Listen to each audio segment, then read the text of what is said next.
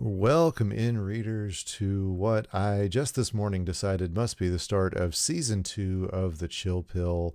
I am Ook, and joining me as he did for the very first episode, before we even knew it was going to be a show, is the founder himself, Chris Bidwell, BSG 4000. Chris, welcome back. It's an honor to come back. I'm glad you've maintained this. You just told me you did 22 of these things, so one every 2 weeks. And you Oh, actually go gosh. through and remove all the ums and the ahs and all that kind of stuff. So that's a lot of work, and you deserve all the credit that you get from anybody giving you credit. Anybody watching on Twitch or YouTube, not there. It's just the Spotify. You guys are getting the raw footage because I can't imagine editing the video as well as the audio. Anyway, uh, have you recovered yet? Is going to be my first question. I have not. I slept a lot, but I've jumped right into work on Tuesday, and uh, today was my second job at Warp Zone. I had that, just got off work at 8 o'clock and came home and jumped right on here. Tomorrow's my only day off this week, and then on Thursday night I go to Florida for a Red Bull Tetris event. It's nice. I'm going to actually get paid for one of these for a change, Ook. It's amazing. I don't know what to think Nice. about things. It's instead of paying my own way or getting comped left and right, I'm gonna be in the black for a weekend. It'll be I don't know. It'll be a weird feeling. Wait, where are you going to be in Florida? Fort Lauderdale. They're That's doing what I figured you'd say. the Red Bull Tetris National Championship, and then the winner goes to Dubai. Oh, wow. So it's a lot of familiar faces in my scene. The Tetris scene will be there, Wait, and it's what's that? what's in Dubai? The World Championship of this Tetris game, and Oh, they're okay, gonna so it's a different Tetris. play. Yeah, it's a Red Bull mobile app. I don't quite know Oh, the specs okay. on everything, but Red Bull has this reputation of doing goofy promotional events, Mm-hmm. and they saw Tetris and like, okay, we can do that, so they're doing that, and Wow. they brought Vince and some of his crew on board to run their stuff. So it's kind of an honor to do this kind of semi-professionally. Nice. I will tell you, I have already looked at ESPN the Ocho just to see what their submission requirements are. Guess what? They won't Little. take a submission requirement. That they have no requirements because they don't take submissions. They have to find the stuff themselves. I guess I don't know. We have a friend in Arda Ocal who is one of the Sports Center anchors who actually did commentary in 2018 for DrMC. Nice. Who knows we exist? So he got CTWC on the Ocho back in the day. Maybe if we needle him a bit, but it does require a lot of work on the editing end because you have to go to broadcast standard. It's not just throwing a Right. video on YouTube. Right. So Right.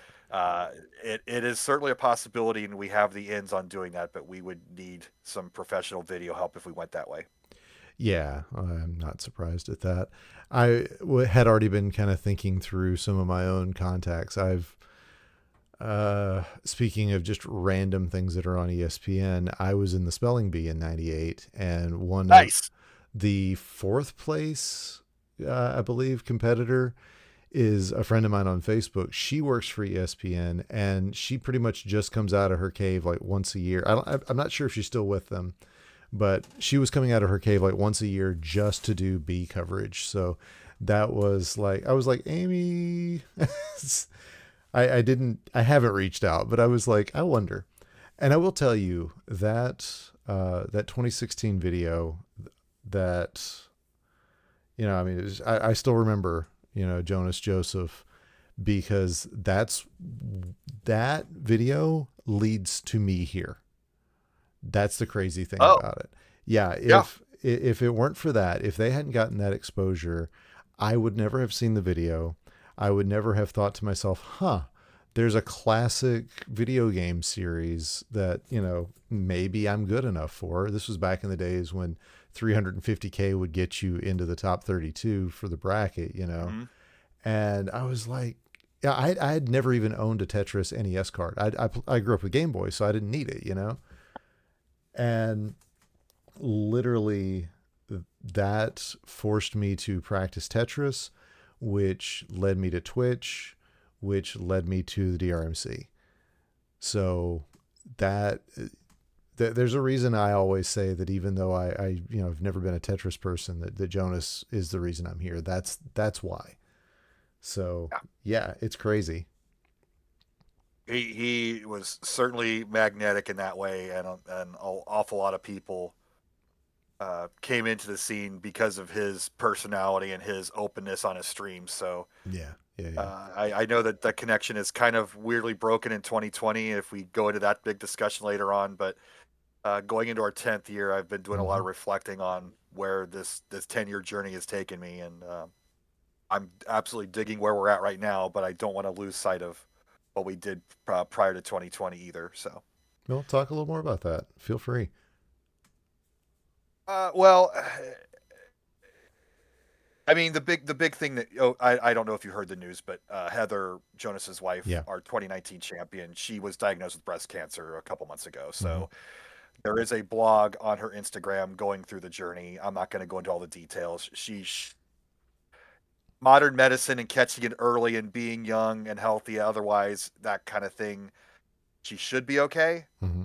but it's still going to be a journey. It's not going to be easy. I'm optimistic, but it still sucks. Yeah. That life has given that woman far too many curveballs as it is, and this is just a fastball right to the head. Right. And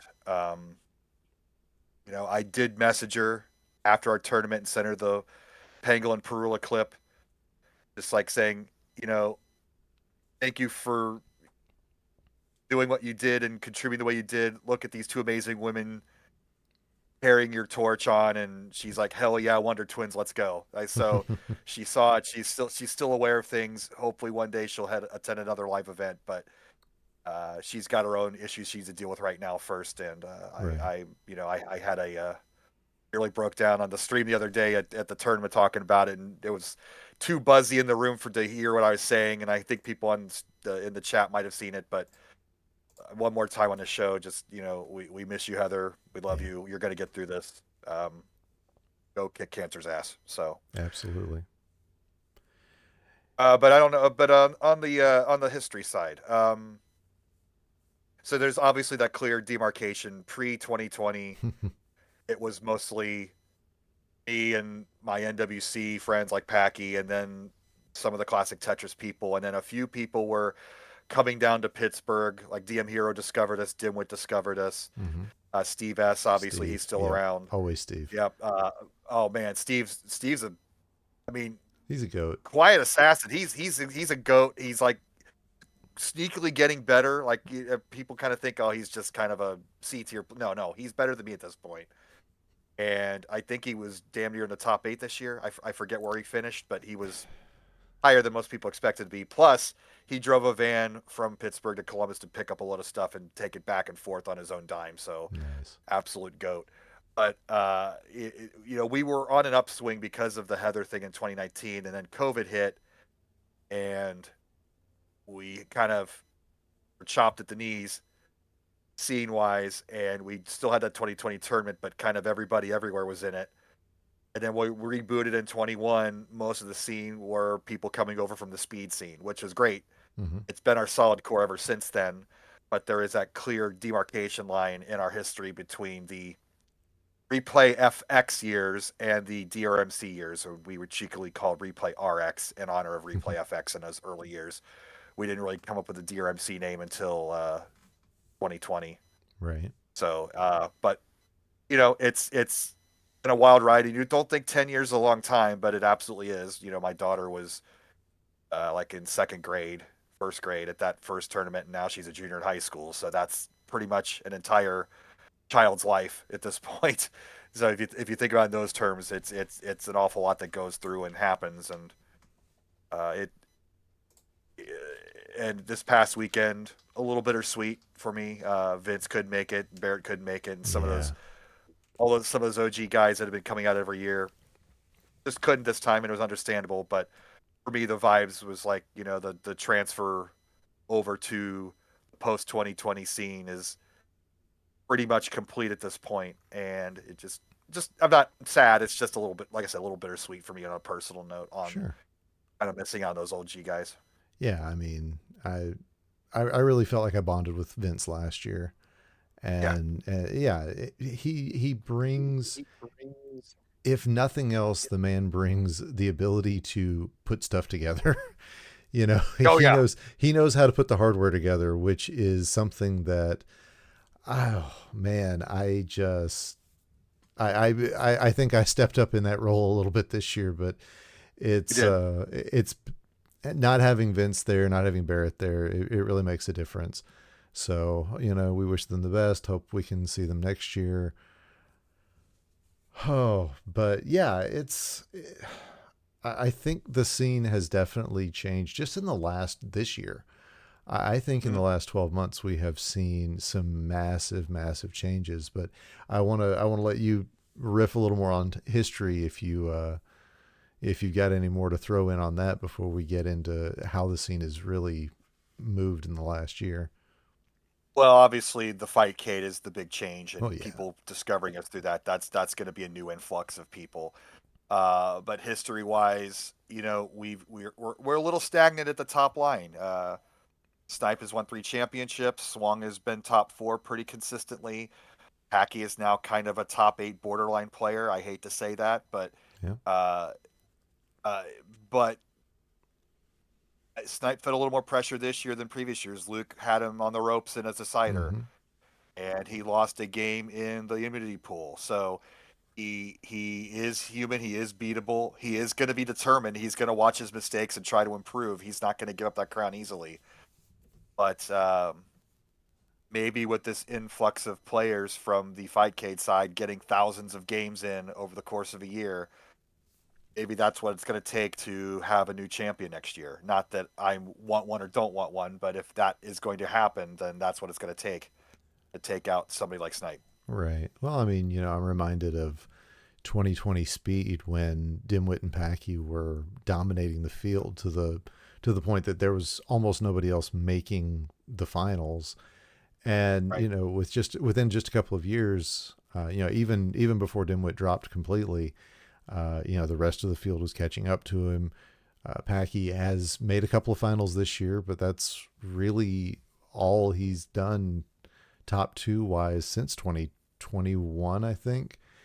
Not Mhm. that, yeah, I mean, he's still our number one seed this next month, but yeah, the rest of the field has caught up, and I think the more opportunities we give people to do the verses, and the more the community grows, the more people that are willing to make the long travel, spend the money to actually make it to these events. Yeah, we're gonna see a lot of growth. I'm looking forward to it. Our limit is 200. Mm-hmm. Not even we're only a third of the way there. We had about 70 people this year, so a lot of room to expand, and we'll see what happens. But I think year 10 is going to be something special. As much as I go crazy trying to make every year special, this is the one I'm really going to go as far out as I possibly can. If it means anything, I've already have my outfit picked out. So Now is that I get the saw that important. I saw that in Discord. Is that your outfit for Genesis or your outfit for DRMC? Which one For Genesis on Discord? or for oh yeah, I saw it in Discord that you had said something about an outfit. Yeah, that's for DRMC. Okay. Genesis, I'm just gonna go as just a normal Dr. Mario tournament organizer. I don't really I don't do the hard outfits except for the finals. I'm not Right. that creative, but John Dead Flino and I have plans, Oh and dear. he is yes, he is started on his portion of the plans, and then I'm going to take that ball and run it to a ridiculous distance like I always do. Sometimes my plans get deflated on the roof on the second day, but I, Yeah. I I'm going to enjoy it, and frankly, if like me and one other person enjoy it, then I'm having a good time because I don't play too well to warrant warrant having fun on the actual gameplay front. So I have to entertain myself in other ways. I will tell you the basement. Once we saw that picture, we were all just like, "What?" And a few people ran out and looked at it. I was not one of them because I was knee deep in cables at that point. But Yeah, yeah. oh, We and we we go we ahead. got that picture, and people were just like, "Why are we out here?" And then they see it like, "Oh, that's kind of cool." Like nobody was like, "Wow." A lot of people I showed before, like Cat Pants, saw a glimpse of it before the tournament. She was, Cat Pants energy, and Yeah. I so I had to like show her beforehand, and like I had the picture of me when I first got it in the backyard, blowing it up to test it out, make sure there's no leaks, and I stood it up, and it was 10 feet tall, and I was kind of sort of hugging it, and it was like, this is the dumbest, greatest picture I've taken. I have to share it with some people, and I did, and my theme for that has been think is dream stupid, Yep. and I'm quite proud of that, and I think with a lot of it's I say it every year. Dr. Mario is a ridiculous game. Mm-hmm. Yes, there's a lot of strategy to it. Yes, there's depth and intelligence, but the ridiculousness of the premise kind of prevents people from getting too full of themselves if they're really good at it. Right. Like if you go to a nerd convention, say I'm a Dr. Mario master, that person got some personality. Where if somebody says I'm a Tetris master, you might not want to have a conversation with them because they'll probably talk your ear off about things that you don't care about. It it it has an aura of unseriousness that people who are good at this game I am attracted to mentally. Like I like your brain if this is the type of game you're into, because there is that block with, oh, it's Mario in a doctor's outfit throwing pills at stuff. It's the weirdest, most ridiculous premise, and that keeps it from becoming too pretentious in my book. So It, it's a good thing that it's ridiculous. it's definitely a game that deserves better than Mario branding.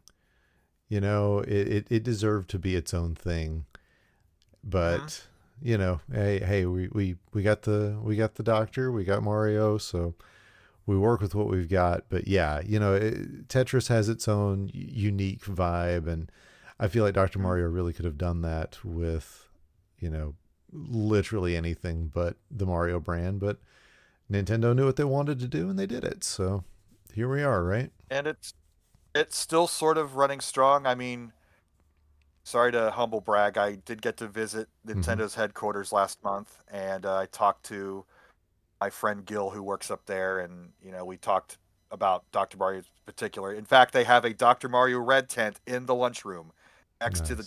the Donkey Kong arcade cab and the Radar Scope arcade cab and the Punch Out cab. It's in that pantheon, right in those half dozen arcade machines in the lunchroom. So they are aware of the game, and I told him, if you guys ever release a new game, I've got quite the crop of players to promote it, and we will gladly run tournaments on your behalf. And he said, I know. And that's as far as it got. But they are aware of our existence, and maybe one day they'll come to their senses and make a modern Dr. Mario or a Dr. Mario 99 or something. But I'm knock on wood. Let's hope so. I mean, honestly, all they need to do is look at our technical discussion section on the Discord, and it'll be very obvious they've got developers in hand too. Oh Uh, yeah. have you been keeping up with any of that? Because I can Oh, barely keep up with it. I try to get in there every once in a while just to check on everything on Discord, and that it's like, don't mess with this plant. It's growing. If I Yeah. try to fertilize it or water it, my anti-green thumb will kill it. So just let that do its own thing, and climb up the wall and sprout flowers, hopefully. Yeah. I will say I'm not looking forward to the day when there's a meta that everybody knows, because I'm sure I won't know it by that point. But Hmm. If oh, they figure out the RNG timing, that kind of stuff, mm-hmm. watch out. But I mean, I certainly think it's possible. But I was on the assumption that you'd have to be able to count frames to be able to do that. But speedrunners manipulate frames by doing certain tricks. So why Mm-hmm. not Dr. Mario players? Yeah, yeah, yeah. And I mean, we already have such a wealth of tools at our disposal with Granivore, and all the data on the wiki, and Mm. the hacks that some of the players have made to be able to you know try things out, manipulate things. It's such an interesting community to be a part of, because we do really run the gamut from people who are really good and don't care about the technical side of things to people who are very technical and don't care about being good at it. It's such an interesting group. Yeah. And while we're talking about that group, big, huge shout out to Dimwit for making it out this past weekend despite the broken ankle. Oh yeah. It really sucked that he couldn't stay around for his match. I think Ramsey felt bad that he got a cheap win on that technicality. But Dimwit is an awesome dude. He's been around since 2019. And won the Cleveland Regional that year. So not only did he come out, with a broken ankle, but he flew to Cleveland in the winter time for this scene, folks.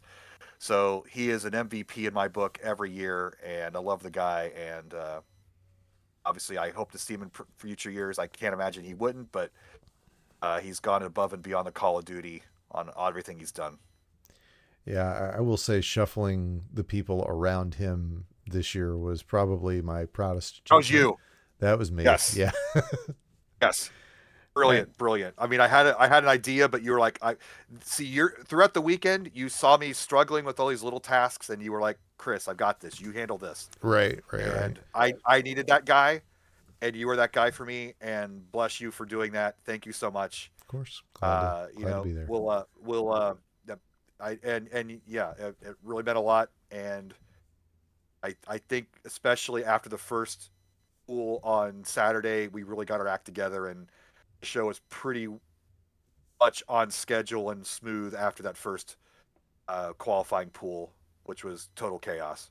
Yeah, So thank that you for was. stepping up and doing that. It was absolutely was. Yeah, it was an interesting. Yeah, I mean we've never, to my knowledge, done a qualifying pool that size before.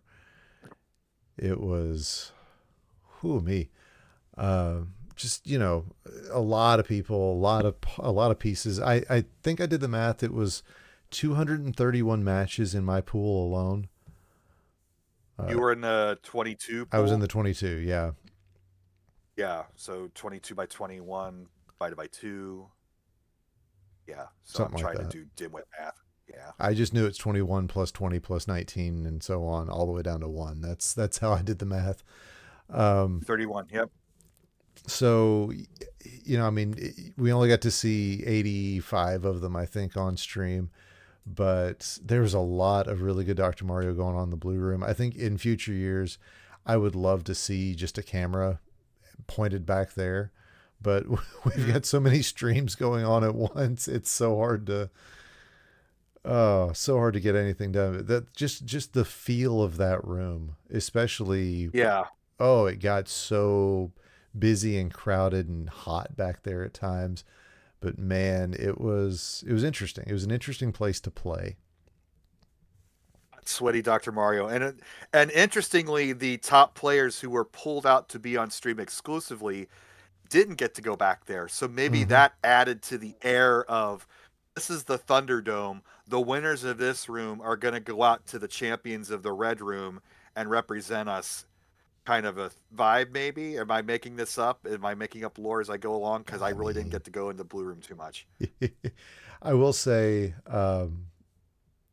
and I don't know a solution for it, but it was kind of a lot to be the person that can hear their own commentary.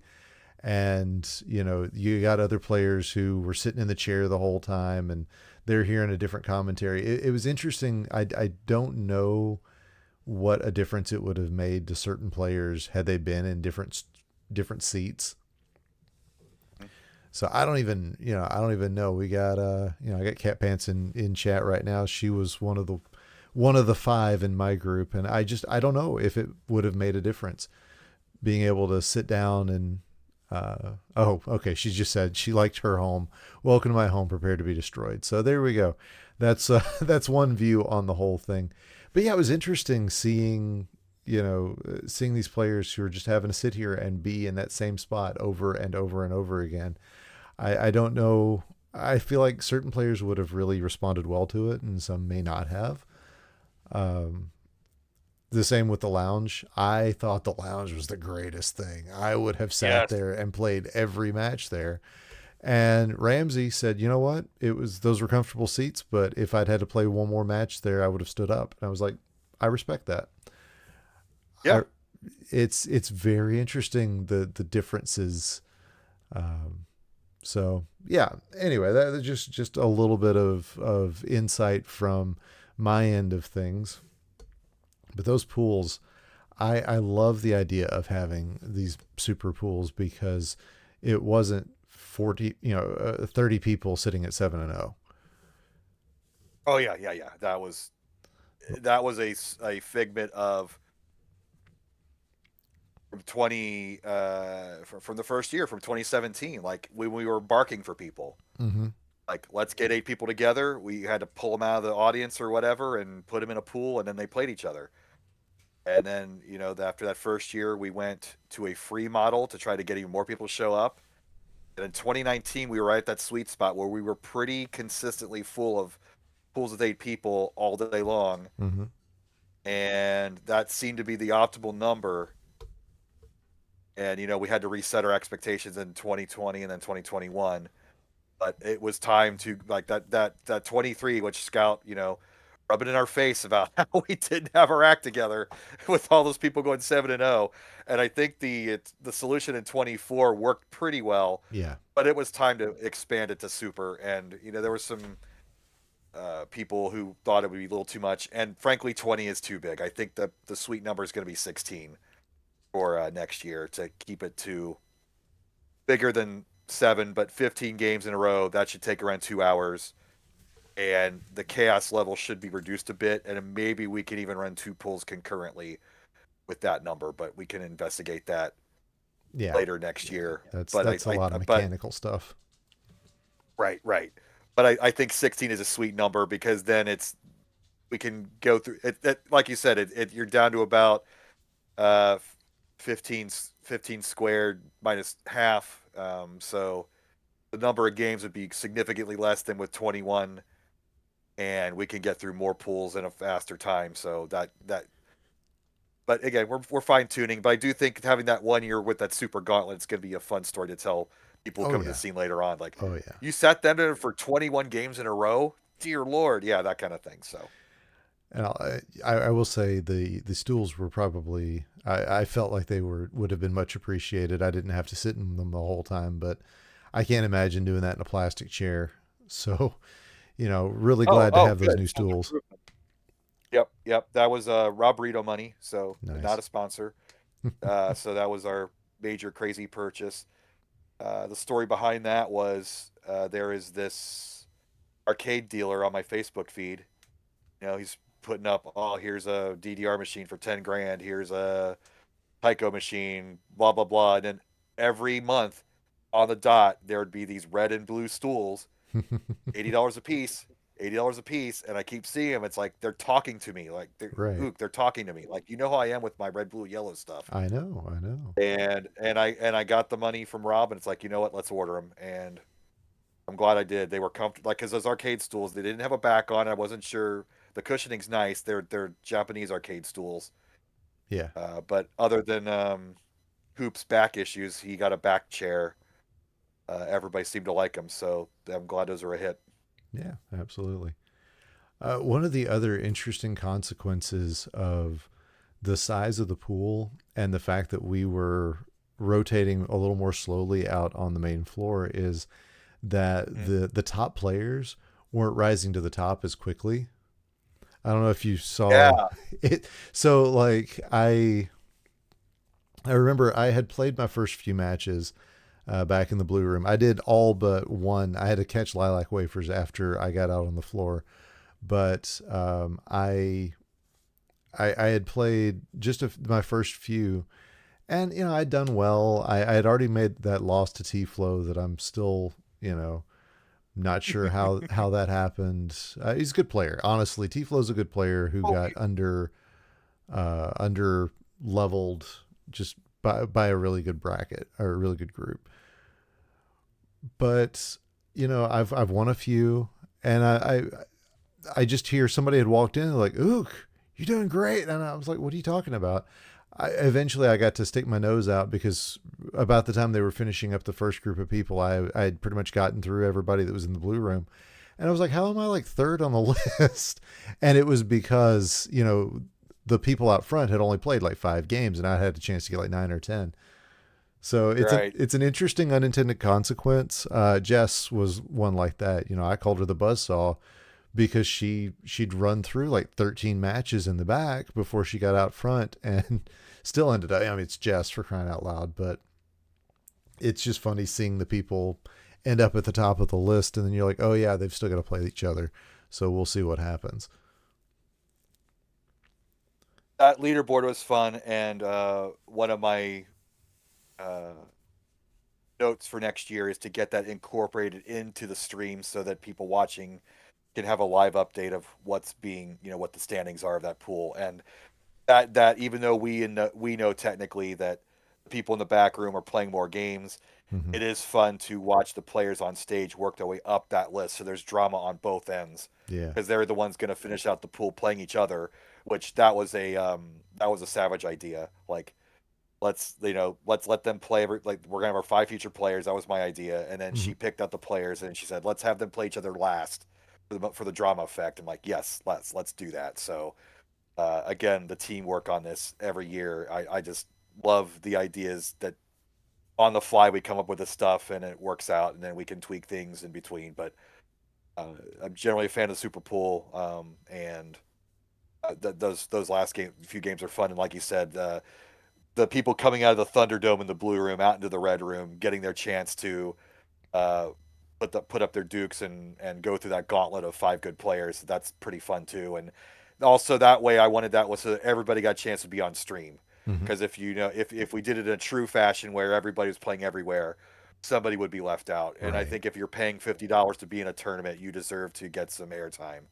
So uh, they think that was the best solution. Yeah, that was great. I did a little recap of my own runs or my own matches on Thursday, and I mean, I knew I'm here, I'm here, I'm here, I'm here, I'm here, and Don says he called the feature players death row. Yeah, that was definitely something. But I mean, I knew here are the 5 games that I played. I knew I was playing against quality opponents.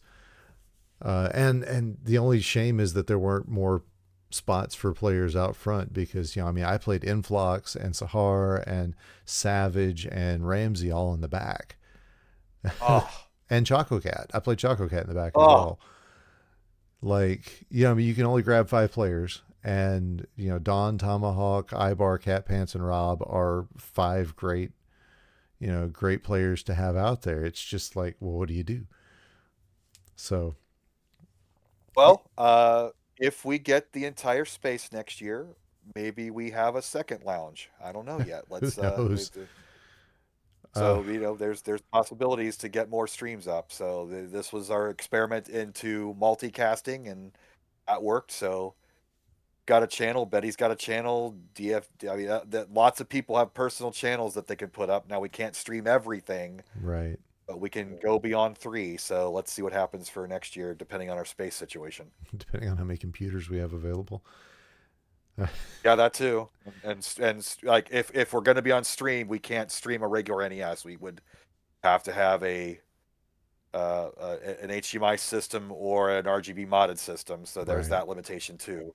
But I know a certain newlywed who just got an RGB NES. Maybe he could bring his along. I mean, at a certain point, I feel like just having a stream of, pointed at the blue room, don't worry about what they can see, put the Yeah, current standings up next to it, and just let it run. That yeah, good that idea. that would be neat. But Yeah, you know me, I'm having all these neat ideas, and then we get there, and it's just like go go go go go for, I mean Saturday we opened and closed the place, and Sunday we just about did the same thing. So yeah. did you I did you mean, you get into that mode where if there's too much on your plate, you kind of go into emergency survival mode and go with what you're comfortable with. We had so many ideas with that lounge that we were going to have it run in Mm-hmm. between Mm-hmm. matches. And like I know you kind of had it running on Saturday just to do some interviews and stuff, which I Yeah, haven't gone through yet. But you shouldn't. we we There's we nothing there. we there was we had the ideas, but having the manpower and the the switch in your brain to actually do it. Like I brought headsets this year. Like we were going to have communication between judges and commentary and production, and I had them. Had them set up with Dave, and then we didn't use them. So it's like it just because nobody wanted to take the extra minute or two. And this isn't a complaint. Yeah, This is yeah, yeah. because so much on our plate, we didn't want to add more layers of complication to what we were doing because we had a system that worked. So that is the goal for next year. Let's try out the headsets at maybe Louisville, where it's smaller and less risky. And then when we're comfortable with them, then it's no big deal just to set them up and go at the big show. So that's why Here's we have regionals to try out this stuff. here's a weird rumor I heard. Did you know that there was supposedly an arcade upstairs from where we were? I don't know. I Yeah, never went up right. there except to go to the bathroom. Yeah, I went and caught my. I went during the first pool because it was lasting so long, and I'd already done my commentary cycle. I did go up there, and I got a chance to play like 3 games of pinball. By the way, they had some mechanical machines up there that were Yeah, incredible, like mechanical flags and everything. It was great. yeah. But yeah, Oh, I mean, I so looked good. around the whole place a couple of times because I was looking for my family. But past that, I was buried down there. And I, the idea was there's more to do there than at a convention. Hmm. They actually did have the media store, which they call it, which had a pretty good selection of games. As far as used game stores go, that's probably one of the best in Cincinnati. Three came home with Uh, me. I know that. okay, okay, My good, family good. bought So 3 games one day. good. It just, Jesse was the owner of the Arcade Legacy. Was didn't get much of a chance to come downstairs, but saw the stream and saw what everybody's been posting about it. And he's like, "You guys want to come back next year? You're free." So Nice. he's on board. So not to go too behind the curtain, but we will have a discussion with our management team and make a formal decision. But it seems like most people are on board with it. So don't be shocked if we go back next year. But that's not announced here or there just yet. Yeah, yeah, But yeah. It's we hear still you guys. we're just a couple of the people on the team that makes the decisions, even though the name that goes on all the stuff is sitting across from me here. And like Killer Queen, that was a always a big hit at the pre parties in previous years. I didn't hear any Yeah. Killer Queen drama this year. There was literally a machine for the taking on that medium mezzanine level. So When you went on your tour upstairs, I was like, I think I saw a Killer Queen machine. Dave's gonna be so excited. Yeah, Dave yeah, didn't go up there. I know Dave didn't go up there. He did the same thing the rest of us did. We're so focused on getting this tournament going and keeping it running. But yeah, well, it's tough. I think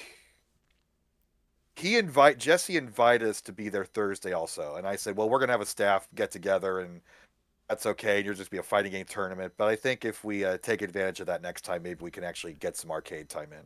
I, So that's an idea for next year. yeah, I agree. That was one of the things I was thinking of. Like I knew they had the tournament this year, so it was not really an option, but the idea of being able to get set up on Thursday, get Friday. Of course, heaven knows when I would have been able to get there. I probably still wouldn't have been there till Friday. Yeah, But I mean, you and I were still doing camera setups Friday night during trivia.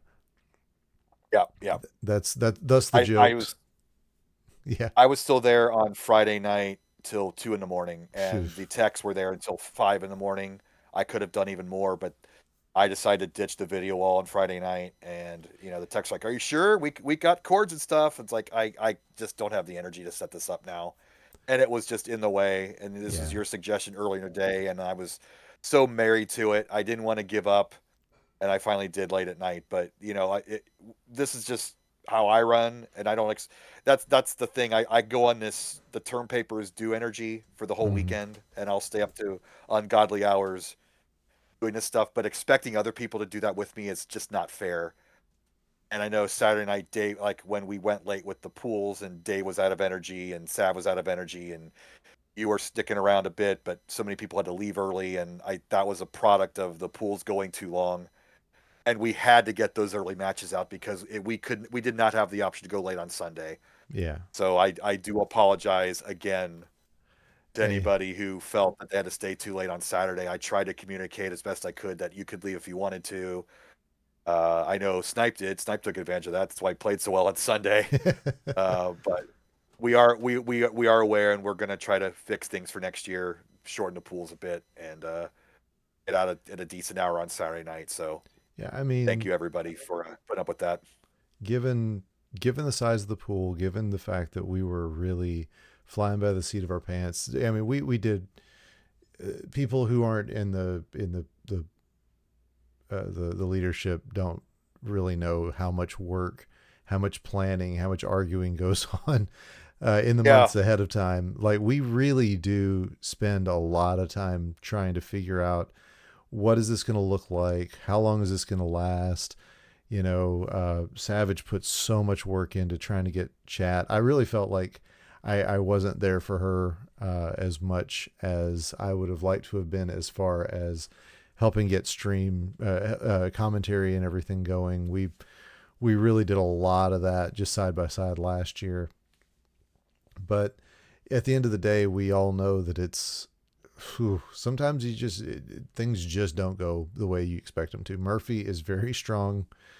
And yeah, I mean, yeah. everything changed. And the fact that we managed to get everything done and didn't get kicked out of any place, that's the first, Chris, this is the first tournament I've been to that we didn't get kicked out at some point. Yeah, yeah. Like it was crazy. I was like, it was they closed the bar at 1 a.m. I think, Mm-hmm. and I asked the was it W was Yeah, what was it's his Will. name? It was like Will. Yeah, I asked Will about sticking around, and he's like, oh yeah, the techs are gonna be here till like 5 a.m. So Why are I there stuck texts there around so late?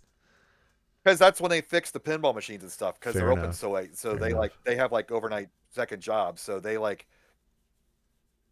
as you if you are a pinball fan, what makes or breaks a pinball hangout place is you have techs maintaining the machines constantly, That makes and sense. they've got that. So they tend to run late at night type people. So they were just hanging out doing their tech thing, and they got me on the roof again to fix the balloon.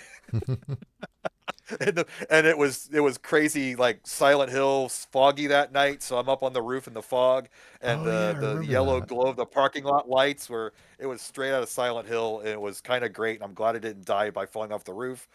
But I fixed the balloon for Saturday, and it was still there Saturday, and then it got messed up again Sunday. But I'm glad I got that dumb photo op. Did we talk about the balloon yet? Yeah, But sure. It's your episode, man. it is my okay. So the balloon, like I thought about it because Midwest Gaming Classic has this giant gorilla. It's this big inflatable in the atrium of the Wisconsin Convention Center, whatever they call it now. It's got a corporate name now. And a custom balloon costs several grand, but there are places that sell generic balloons such as pills, and I found one on Alibaba for like $300, and like this is amazing. And so even after tariffs and shipping, it was like $500. But because it's 2025, it was stuck in customs for 2 months, and I almost didn't get it. But I'm glad I got it. And dream stupid. I just have this pill in our colors with our logo on it, and I got to blow it up and put it on the roof of the building. It was Jesse's suggestion to put on the roof. I think next year we're going to leave it on the ground, but it was just it's so dumb, and I just love this stuff. It's so again, it's the ridiculousness of this game, which lends itself to ridiculousness of the players and the themes, and dressing up as silly outfits and as doctors, as Taco Gary, as whatever what other people dress up as, or just the cat pants in general. Like we just it all cycles back through, and I kind of want to maintain that level of zaniness with things like that. So uh, I'm so happy about that. It just makes me laugh. It makes me cry a little bit, and it's small enough. I think I could take on the road with me next year. I think I'm going to try to get that to Genesis. So Yeah, that's great. Uh, yeah, you bring an energy to all of this that I don't know that many other people would. I mean, as I sit here and stare at the Taco Gary outfit, I I have to imagine that. Oh, cover that chest part, please, please. That's, Yeah, there were comments, I will say. I was living the gimmick, Luke. I was You living- really were. Uh, yeah, I do remember that foggy night though. Luke took me and the kid back to our hotel, and we got outside and we were just like, "What is going on?" I've never seen that much fog outside of like a lake, which I realize the yeah, Ohio River's there, but I mean it's clear across town. that's like That was 15 miles away. yeah, Yeah, that yeah, was. We are not in the River Valley in Sharonville. That is way far out. So that was unusual for ridiculous. sure. So But and then the snowfall, of course. So we yeah. just it was just a wacky weekend all around. I really sorry between that and the shutdown BS and everybody having to get home late Oh because of all yeah. that. Poor John Dat Flindo, poor Flubs. I'm sure there Pegasus. were other people delayed. Pegasus. I Yep. feel so bad. Like, early November is not snow time in Ohio, especially Southern Ohio, and just the luck of the draw or the unluck of the draw this time. But Well, I will tell you, not. we moved to Florida in 2017, and my kid has not seen snow since. Heck, I haven't Oh, seen snow since. So Sunday night yeah, when we made the walk or the drive over to the hotel, and I was like, I think it's snowing. Yeah, that was kind of a magical moment for my entire family. It was cold. We were all going, yeah. we didn't plan for this. My wife doesn't have a winter coat. But Oh, yeah, it was, and it did. We drove from Cincinnati back down to Florida, and it snowed on us in Ohio, Kentucky, Tennessee, and Georgia the next Lord, morning. Yeah, there were, Georgia. yes, there were flurries north of Atlanta. It was They just don't. flurries, but yeah, it was definitely there. Yeah, they don't handle snow too well down there. So No, like, no, and I'm no. glad you got through Kentucky because those hills are no joke Oh yeah. through the foothills of the Appalachians. Mm-hmm. So I'm glad you're home safe. That's so you left right after Sunday and got home. We left at 5:30 on Monday.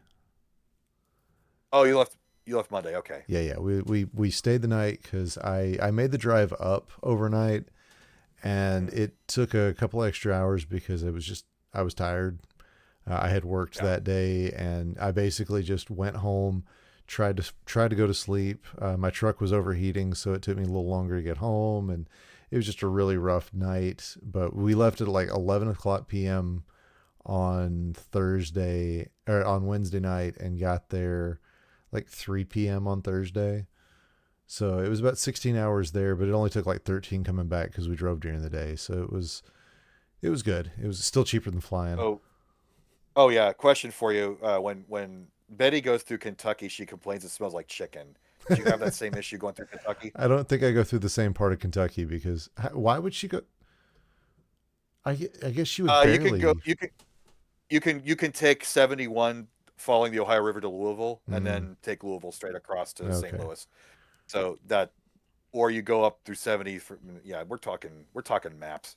Yeah, no, We're it's talking interstates no big deal. Yeah, the way back was I-75 the entire way. I all the live way. off Yep. 75. Sharonville's on 75. I literally took it Mhm. from Cincinnati to Central Florida. Yeah. So the good news was I pulled out of the hotel and went, well, I don't need the GPS. I know how to get home. Oh, you don't. It's kind of nice. Yeah. It's literally one road, a whole lot of road. I was tired. But luckily Well, we have Veterans Day off, so I just had to get up the next morning, take the kid to school, and then the wife and I were happily staying in bed the rest of the day. oh, I'm glad. It makes you want to make it a week-long event, but we got to have our limits somewhere, and Yeah, yeah. I mean, people do have to have lives. This is a lot of because things, there's but the whole gang's GDQ in it's chat not. though. The whole gang is in chat. I love it. Thank you Oh guys. yeah, oh yeah, absolutely. Oh, um, one more thing I wanted to talk about is Have you got a chance to watch much Speed this year? I know I you. have not. Okay, I took the year off because I was missing the first 2 months. I was sure. traveling for Monday and Tuesday, Jesus, January and February, and it's like if I'm going to miss 2 months, why don't I take a year off? Sure. I'm not giving my spot to somebody, but in essence, that's allowing somebody to come up into the top 16 who hasn't been there. Yeah, yeah, yeah. So and maybe some new blood got into this year, so I have not been keeping track. But I guess Adelito kind of took the I'm going to win a couple tournaments and just get into the bracket type of strategy, and Packy's number one just for Not consistency all throughout. And that's the narrative I'm getting. not a clue. I honestly thought we lost Adelito for a while, and he's been back, so it's gonna be interesting to see where he's gonna go. But the reason I was asking was actually less to do with the way the who's where, and more to do with the way the play has been going. Okay. I think, and I've been kind of preaching this. I think I kind of preached this all last weekend that we have seen a revolution in speed over the last year, and I think Fightcade has had something to do with it. But I also think that the hype, that media blitz that we put out, and the amount of work that people did following the 2024 tournament have made a difference. Speed players. Okay, when you start, I was explaining it to Carmen, and I think it's making sense. When you first learn how to do horizontals, and Yes. suddenly everything is horizontals. It's like Yes, you can overfocus on it. it's like that idea of when you're a hammer, everything looks like a nail. That's Right. I think that's what the community got over when it came to combos. In early years of speed, you know, and you're the hallmark player for somebody who went from a combo style play to a more traditional speed style. And we saw it happen in real time. Like 21, 22, you modified your play style and you started getting deeper into tournaments and making good runs. And then Betty did some of the same things, but this year I think we've seen it revert a little bit to a more speed Okay. style, or to a more versus style, as players are noticing combos in a more efficient manner. Adelito has a lot to do with that because of the way he plays. But Betty's made a finals this year doing her more traditional style, and she definitely makes the runs. So I was hoping maybe you had seen a few matches and are able to see how it's affected it. And I'm curious if you think that speed has in turn been affecting the versus play this year. Absolutely. For the opposite, yes, because the whatever you want to call it, the horizontal into a drop below that horizontal, Mm-hmm. that play is so efficient no matter what style. Drop time is minimal. You can build combos on top of combos. So like Mm-hmm. my Mm-hmm. old school combo style was to set up the chandelier above Right. the play field, trigger it with one drop, and all the pills fall onto the formation below. So you guys have this modified, faster, more efficient style of that, where you have a cross or a horizontal move, and the pills only drop a couple layers, and then you get a 3 or a 4 instantly, like that. Like because most triples you have at least like a traditional triple is 3 steps: the Mm-hmm. initial, the second, the tertiary. But with the drawbridge yank, the tablecloth yank, what do you want to call that move? Are people visualizing it? The drawbridge going up, the tablecloth getting pulled out from with Yeah, the yeah. horizontal, whatever that is, that particular move works in every mode of the game. Mm-hmm. It obviously works in speed play because of its efficiency. It super works in versus because the nice thing about the combo play is once your pills are set, you don't have to worry about if a trash piece gets on it. It's only the trigger piece you have to worry about. Mm-hmm. So having just that in a traditional combo, you have 2 points that are vulnerable to garbage. But with that horizontal play, you just have the one piece that can be covered up. Mm-hmm. That's a lot quicker to solve if a piece of trash falls on it. So Right. that does make sense that has come over to versus and it's so effective. And then I think obviously the evolution of that probably happened more in speed, in my view, from 2024 when I was playing all the time. I have not watched it 2025, but that's probably just evolved even more. I'm assuming. Yeah, I've been talking about it all year. Like I feel like half this show has been just me discussing the I call it the versus revolution. That's what I've been calling it all year. Hmm. And it's literally by the way, if I had a term for what you're talking about, I would call it a dimwit drop, because Okay. when I first started, just that's just a name I'm coining right now, No, because the band deserves it. when I first Give started learning the game, I would watch Dimwit and I thought to myself, I don't understand half the things he's doing. And the first time I saw him setting up on top of a horizontal to prepare for it to drop down, the first time I saw that and understood what he was doing, I was like, ha, I have made it. I finally Mhm. understand what the guy does. And it was Dimwit that I first saw do that.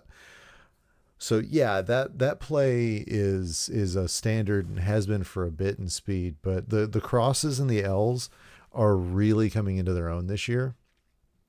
Mhm. And that I think is coming more from the versus style, because those guys, really nailed that down, and now the players who do both are getting to see it. Again, Adelito has told me that he is a better versus player than speed player. If that such a thing doesn't terrify you, I don't know what could, but Well, go ahead and finish your story. Then I got an Adelito sidebar. okay. But I think that the way he plays is very conducive to all of those, looking down the board and making these fancy combos that are more efficient because they use fewer pills.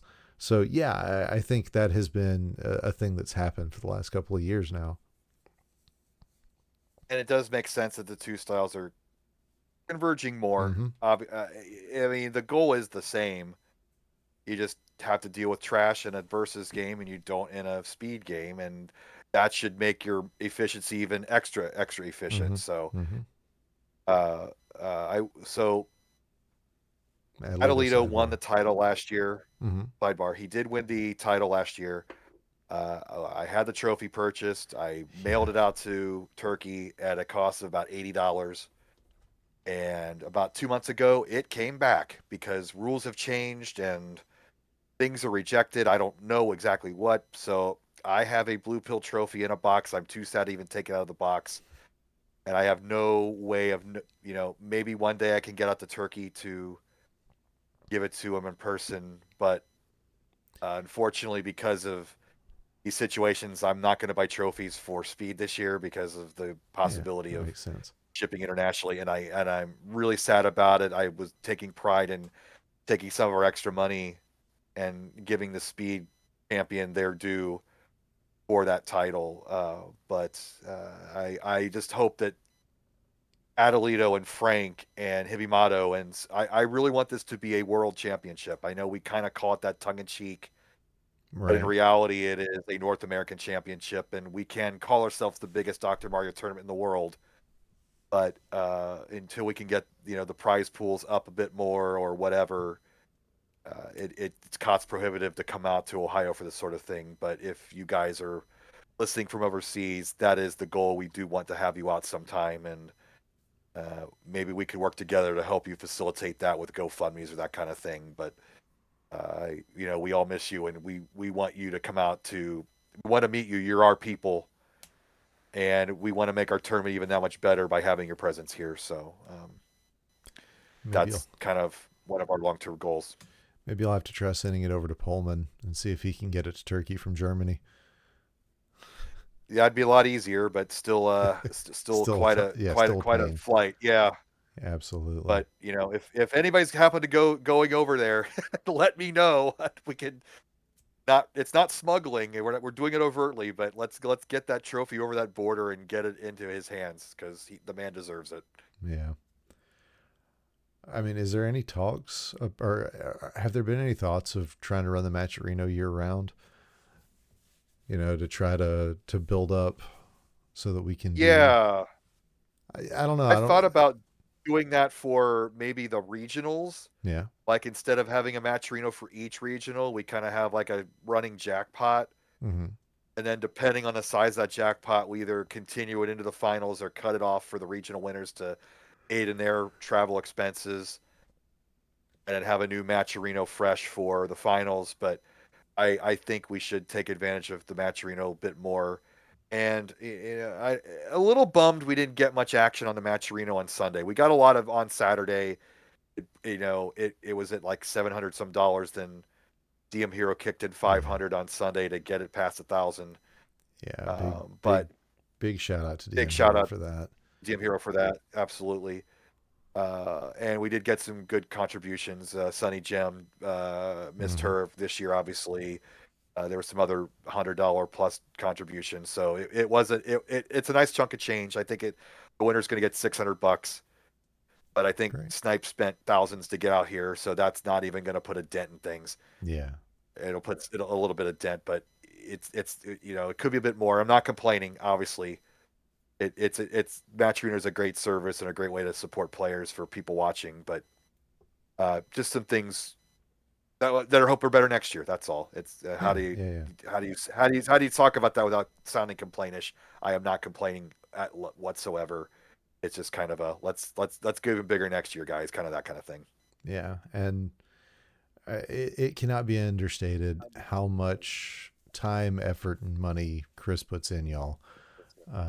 It's a lot, and the donations that get brought in, I I'm on the, as far as I know, I'm in the highest level of community or of chats in the super secret Discord with the staff, but we do see how much get the payouts are, y'all. It is not that much. And so the people who put in time and money, and Chris, you're definitely the primary one. uh it's We all owe a lot to that. Yeah, and And it's good this year. We finished in the black. I was worried that we'd be in the red, even with the player fees and whatnot. There was a truck we had to hire. We did get a hotel room, kind of like as a storage slash meeting place. So like Betty came in a day early. She's crashed there for a night, and Rod and Dawn stayed a night there. So it was mm, just kind of like, if you're in a night early or going to leave a night late, we have a place you can sleep, so you're not forced to get another hotel room for a night. So it was kind of like a lot of people were in and out of that room all weekend, and that was part of what the fees paid for.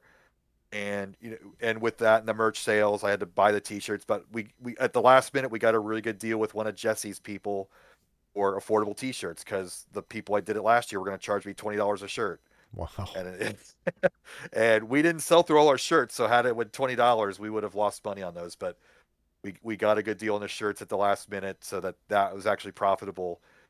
And it because of that, basically we were in the black slightly. And uh, this is definitely not a profit making venture for sure, Yeah. but not finishing in the red and putting this on a credit card was kind of a relief. So thank you everybody for buying shirts. Speaking of the merch table, I've done it before, I'll do it again. I gotta give a shout out to Solar Espion, who spent Yes. so much time. She spent so much time at that table. And I have to apologize because she wanted to crash in the staff room. I'm probably going, this is probably a little personal, but I didn't know who she was. And I was kind of like, you know, I'm happy you're coming out. Please come out. Please support us. But I can't give you a spot in this room because I just don't know you.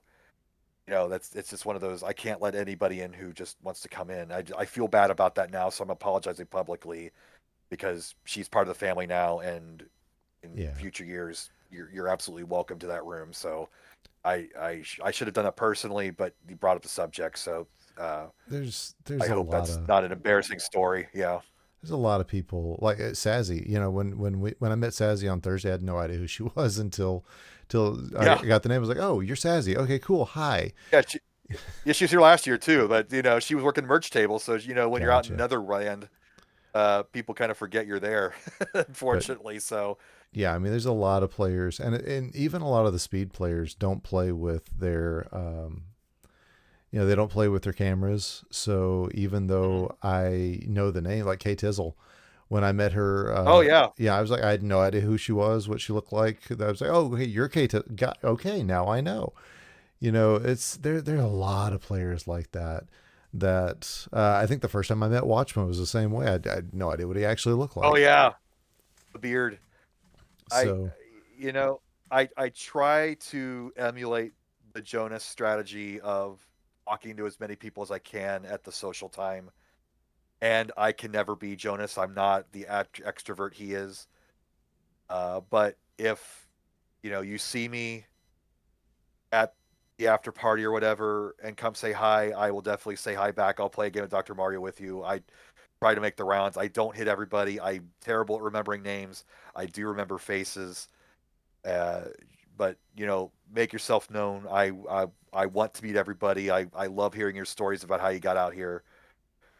So I am an open door. So please come hang out with me. yeah, it's just there's a lot of people. There are over 1,400 people in the Discord now, and Wow. only a hundred or so of them are active, I would say. But just there's so many people to get to know, and then try to run a tournament at the same time. I feel like if if you could be just social, then that would be one thing. But trying to run the tournament and be that to all people, that's a lot to ask, my friend. Well, thank you, and lots of people did come up and say thank you, and like this is the best weekend ever, and Hmm. this is why I do this. So thank you for saying that to me. This is the motivation I need to keep going because there are a lot of times when I'm thinking to myself, maybe this is the last one, and it's like, and I'm definitely doing year 10 next year. I'm not saying this is going under or anything like that, but like hang out with Betty and hang out with you and going to Top Golf and doing the karaoke, which we didn't get to this year. And the after party at the Drury is so great. Like it was an impromptu thing. I knew they had a big lobby and there would be nobody else there and there wasn't. And I think that worked out so well. So another one of the factors in us probably only going there the next year. But the people are why I do this. And I enjoyed losing to Mini Coop. I enjoyed Carmen beating me. I just it's so great seeing the new people and Kay Tizzle, my new hero, standing up while playing, and Rob Burrito being the badass he is. It's just I just everybody's been so great. Did you know that Rob came in his first time and had planned to be a heel? Yes, I do. And he's Should we go into Taco Gary's story? well, I mean, we can, but I'll tell Okay. you that was on like my third or fourth. I think it might have been my second episode, uh, because one of the way the story ends, I'll just say this is that he was like, man, everybody here is just so freaking nice. I couldn't be a heel. It was impossible to get people to not like you here. And I was like, Yes. yeah, that's pretty much right. That's pretty much us. Yeah. Yeah. Yeah, you can Even tell the story.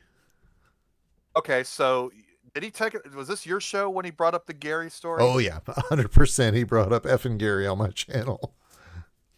F and Gary. Okay. So my outfit this year, I was Taco Gary, and that is an homage to Rob Burrito's first opponent at a Dr. Mario event where he played this, according to his description, some suburban Joe Blow, nonchalant, boring guy named Gary, which I hope that's not an actual person still around that I'm making fun of. I don't know this person or if they I had would a have screen name or known in the something, but last year if it was. I'm pretty sure.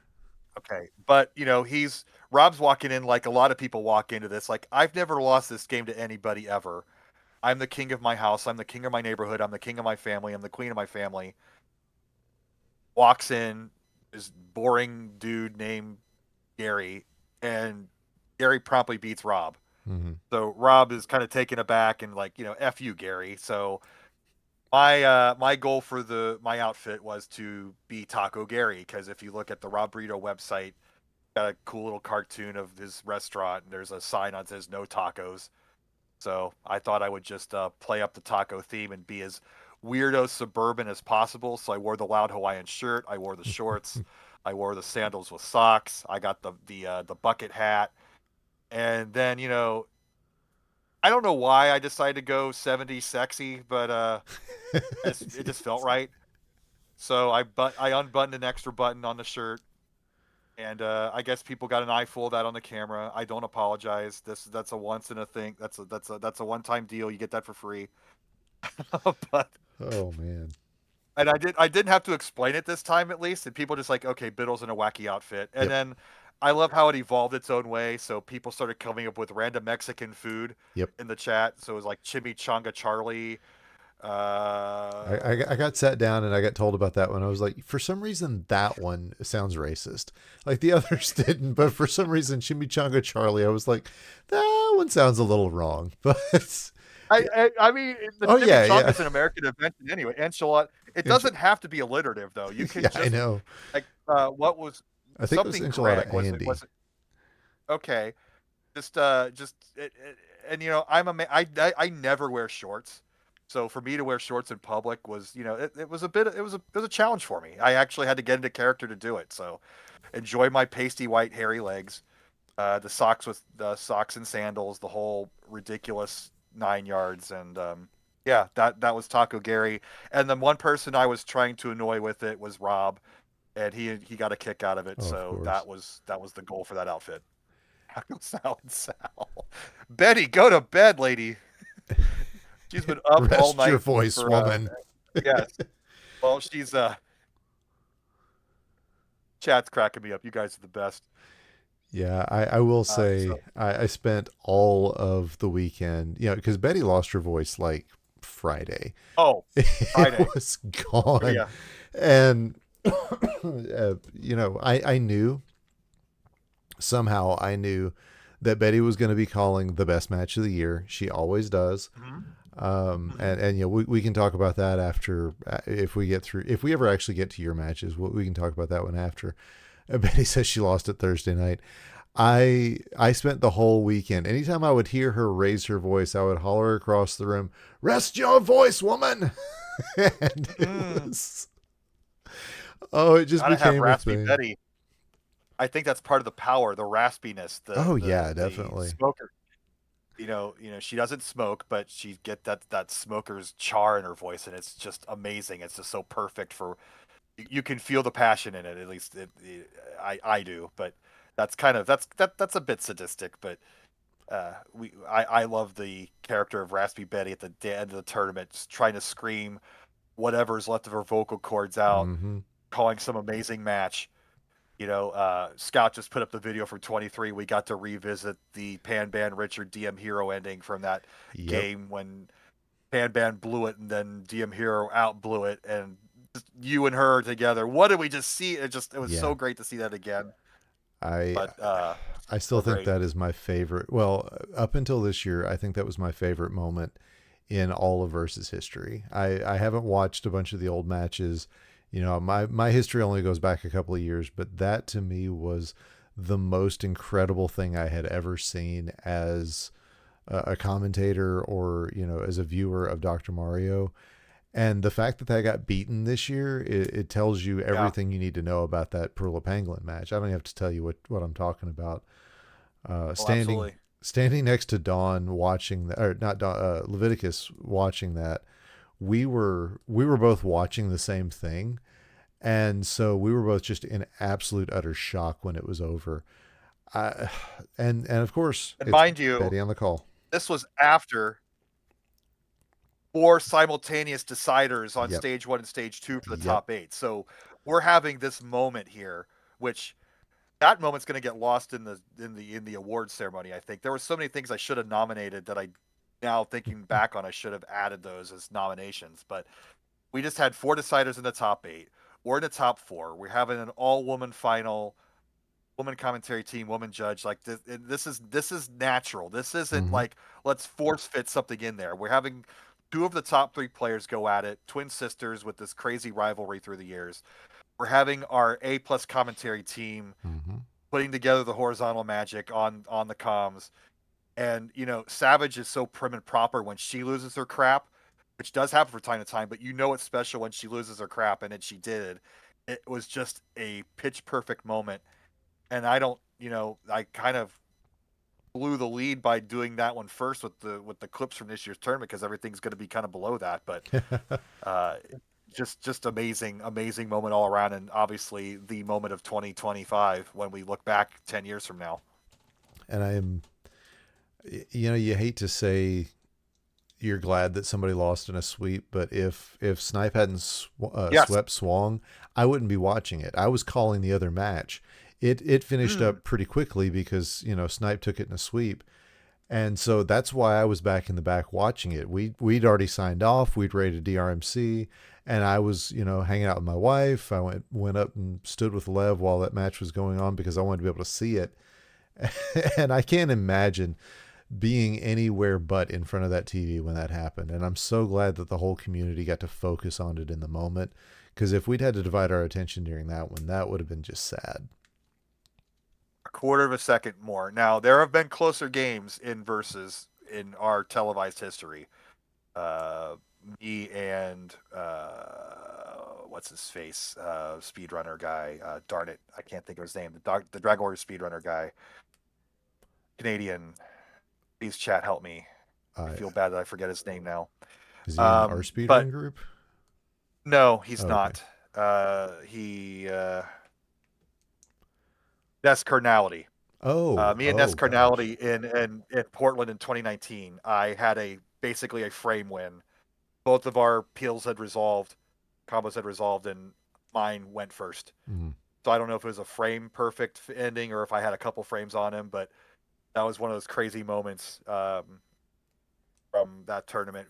If you watch the first Game Scout video that he did on DrMC, he showed that as one of the crazy endings. But Ness Cardinality and I aren't the same caliber as Pangol and Perula, though, so that matters more, and it was a bigger moment in the tournament, of course. But just seeing that pill one frame, like one level above where it needed to go to resolve, Oh yeah.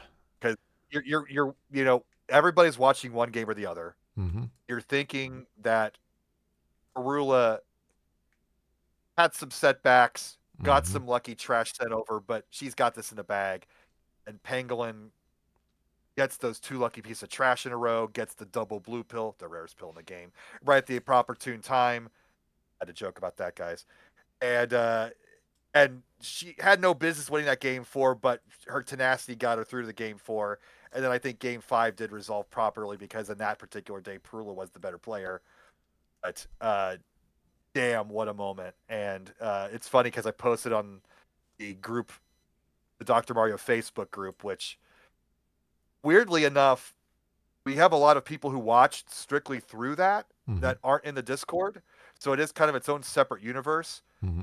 But Perla did go over there and say, "This game is stupid." Oh As a yeah. reply to that video. It is. It so is. It's so great. The Oh, the oh. the Pan Ban DM hero thing was the next to last match as well. Mhm. It always seems like it's the crown two for somebody, and then it just resolves, and the last game is always a letdown. I think Yeah. Luke and Lev was their penultimate game as well last year. It's never the one that decides it all, and if that ever happens, we're all going to fall apart. Yeah. Yeah. There's been a lot of case in Tetris where the semifinals have clearly outshone the finals.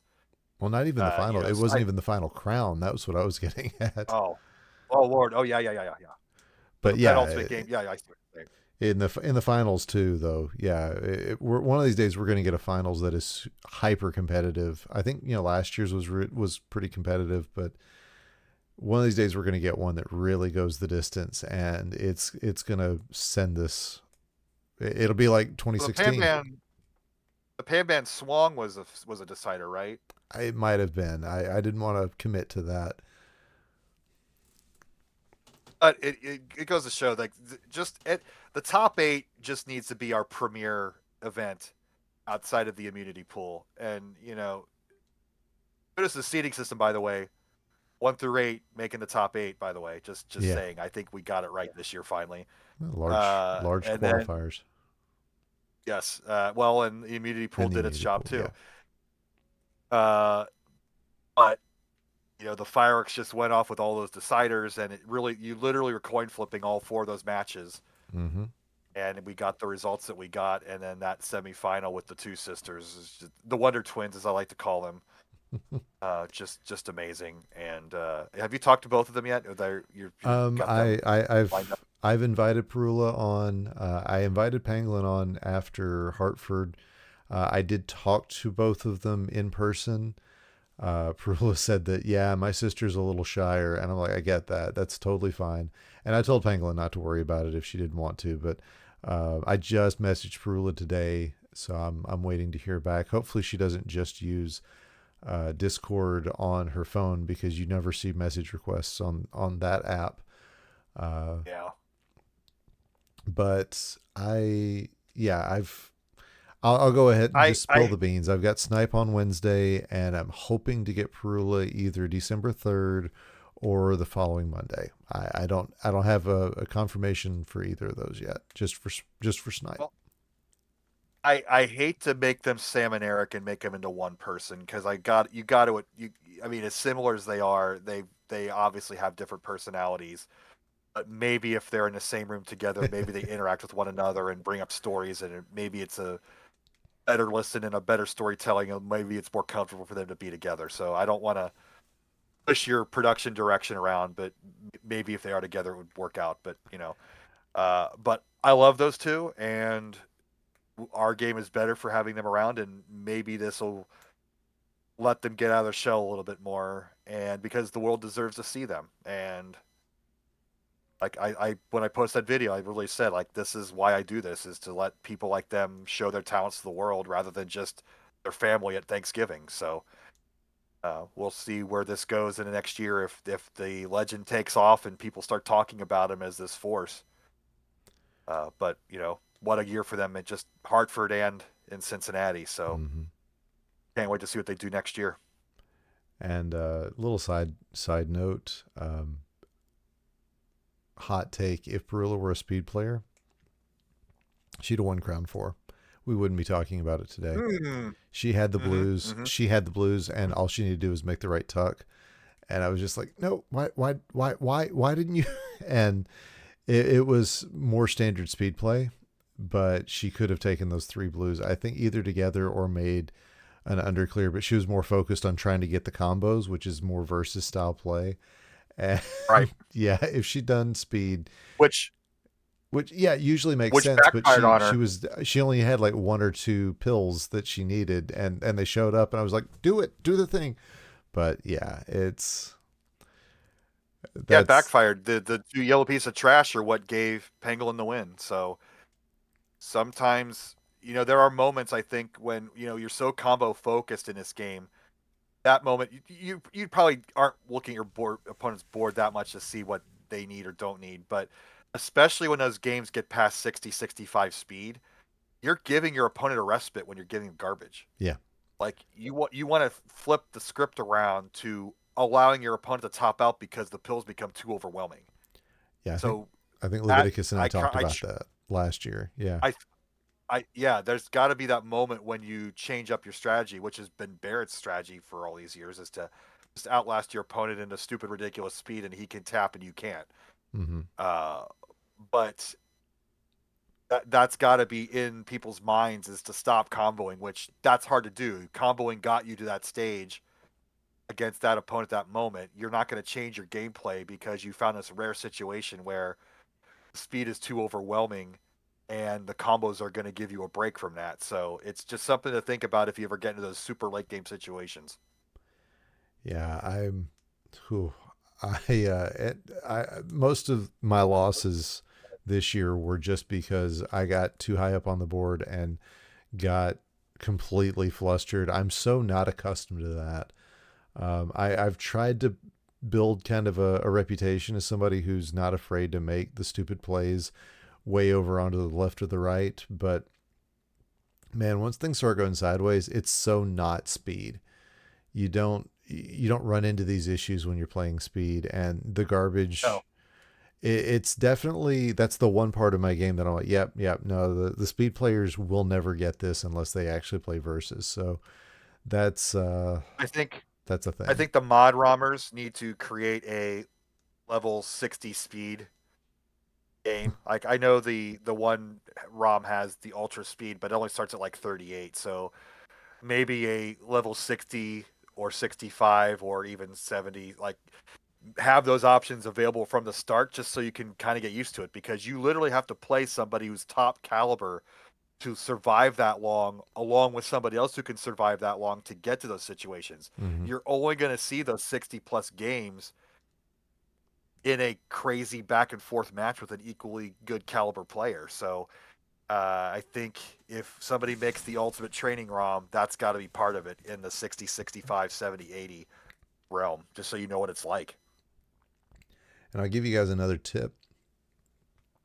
And this is coming from spending quite a, I mean, we played a double elim tournament in Louisville, and then yeah, I thought I had heard that there was a speed ROM that was actually just coming out recently, so that is a thing. Mm-hmm. It's that versus players have to practice on 11 medium. It has to happen. Don't do it exclusively, but Talk about that. you got yeah, Go ahead. unless you, well, I mean, even at regionals, because I doubt that we're going to take that away from Yes. regionals, even if we take it away No. from finals. But the number of players that I see who don't have that extra mode of, oh wait, I can do this on medium speed, it's way too high. Yeah. I Sahara spent, was like was yeah, so mad that she had to play 11 medium on Saturday nights. Like, we're still playing 11, really? yeah. And by the Uh, way, she gave me the absolute coolest I pill saw. style neck pillow. Hmm. I absolutely love it. I put it on my Tetris trophy. That's how much I adore it. So thanks again, Sahara, for that. So side note, sorry to interrupt. Keep No, going. you're good. You're good. Um, so a lot of times, and it's no secret, I play medium on speed. That's my preferred mode.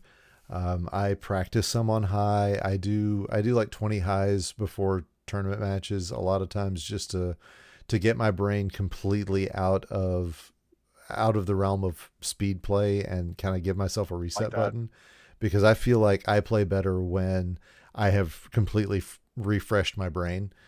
So, I mean, I get practice on high, but I live my life on medium. So Yep.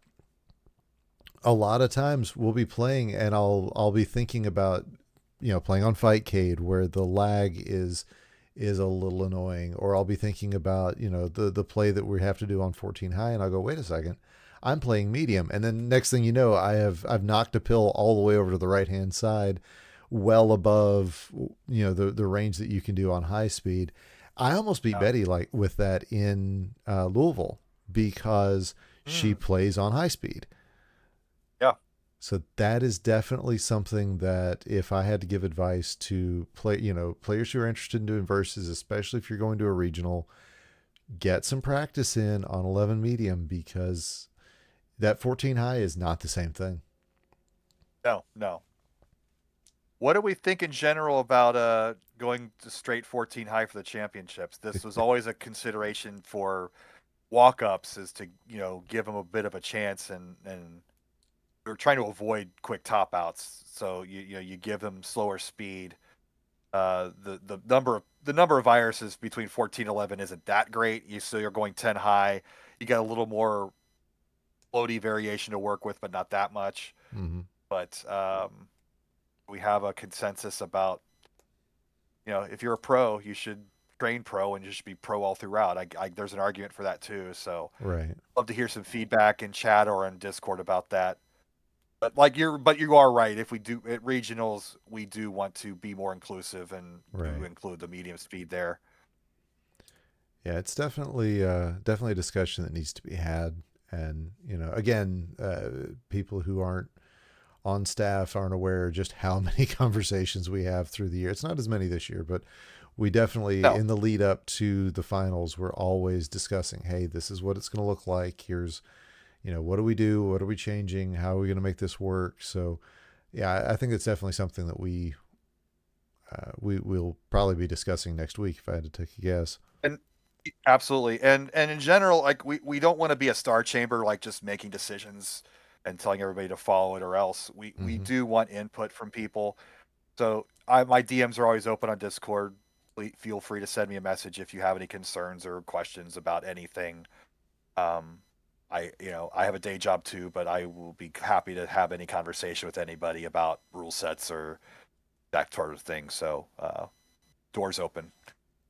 There you Um, does everybody know why we do 14? By the way, go. as part of the lore. No, I don't think I know off the top of my head. So in Dr. Mario, levels 0 through 14 only go up to 10 high with the virus height. Once you hit 15, it goes up to 11, and then I think at 17 it goes up to 17. 12, and Yep.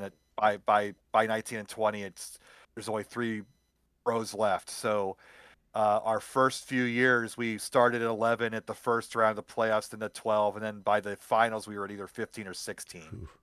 And there were extra top outs there because the height of the viruses were getting up there. So then, we figured it out that 14 is the highest level where the viruses are still at 10 high. So that's why we do 14 is to keep the top outs to. You have to earn your top out basically. Mhm. You're not going to get a cheap top out because they're starting on 20, which the first couple of years people were asking, why aren't we doing 20 high? Which I do kind of want to do that once as a side event, maybe just to see how chaotic that is with some of our players these days. But that'll never obviously be a pro setting. But Yeah, yeah. We did that's that why as we do a 14. we did that on speed once. We did a 2021 tournament, and the Mhm. whole point was clear 21.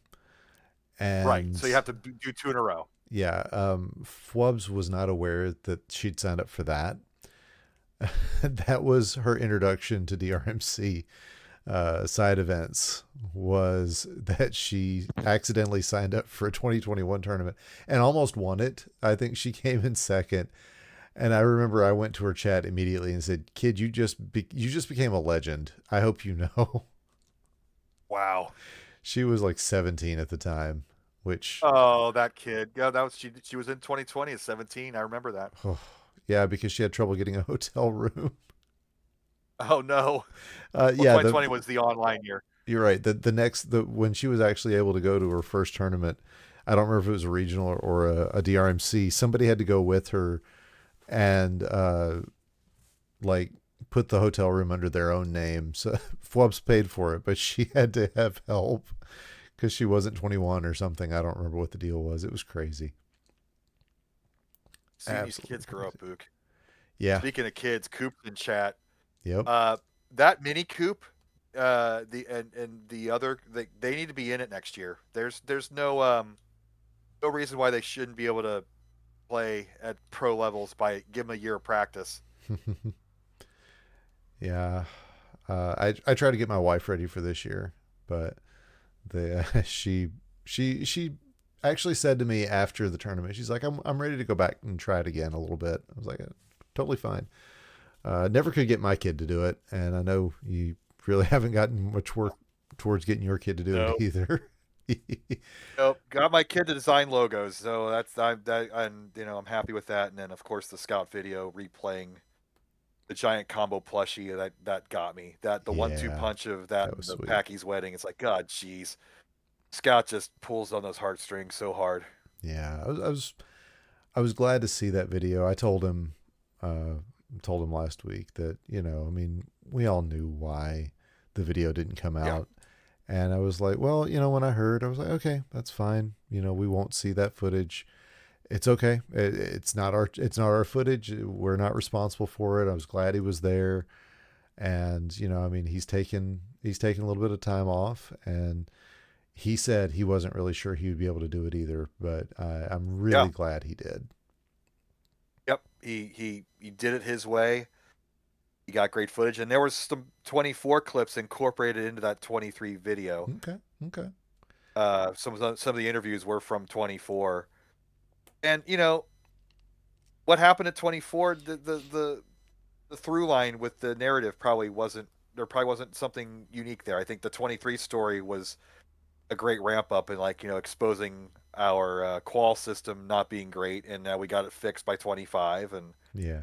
all that kind of stuff. So, but I, like somebody mentioned in Discord, like, hey Scout, I saw your video. I saw the 23 video. When's the 25 video gonna come out? It's like, you're new here, but Scout videos are, Haley's Comet type things. We enjoy them when they're here, and we don't complain when they're not because they don't have to happen at all, yeah. and it's just a gift. I mean, there's just no polite way to say it that way, but Right. just Right. like Right. just stay off his back. It's going to be great, and I'm also looking forward to seeing how the portrait pictures came out in front of the lounge backdrop. So Oh that'll yeah. that'll be It's gonna fun. be great.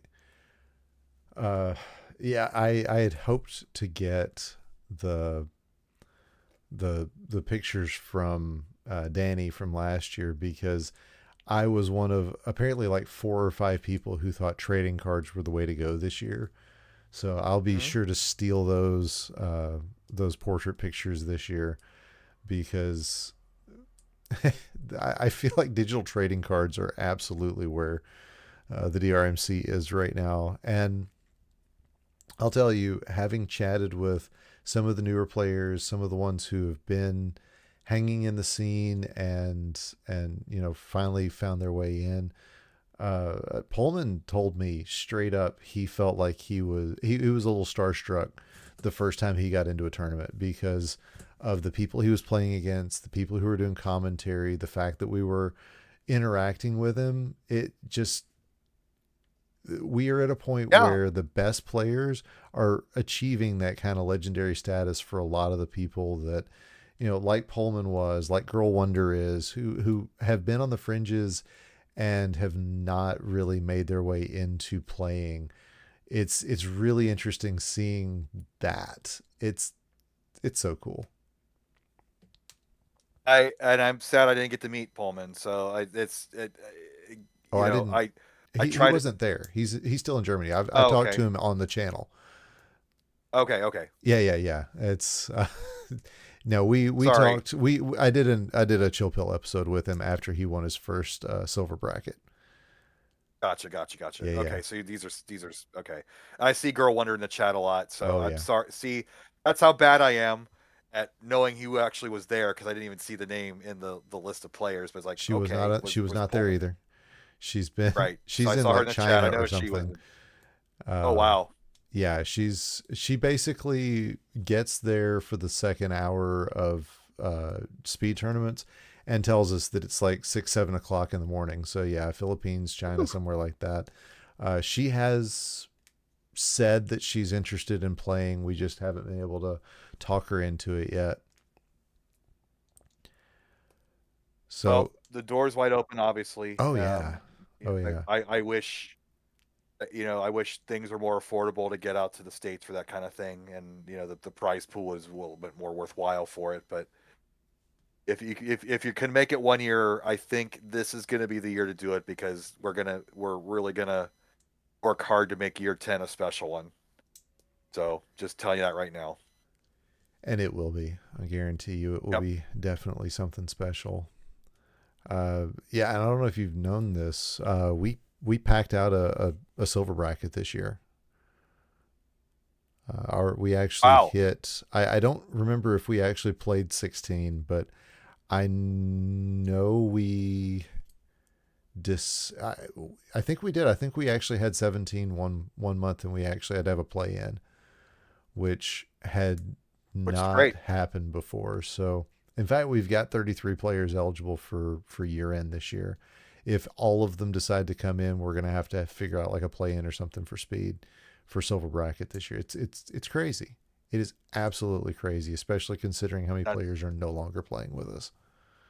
yeah. I mean, like I took this year off, and I'm Right. glad that somebody new is going to be in gold, and I'll jump back in next year, and I'll probably get demoted to silver, and that's great because I want to see everybody get better, and I wouldn't mind a win or two because kind of playing gold and losing at the first round every month isn't so fun. Well, I hate to tell So, you, the but current that's not even a guaranteed win in silver anymore. So, the odds-on favorite, I think it's no.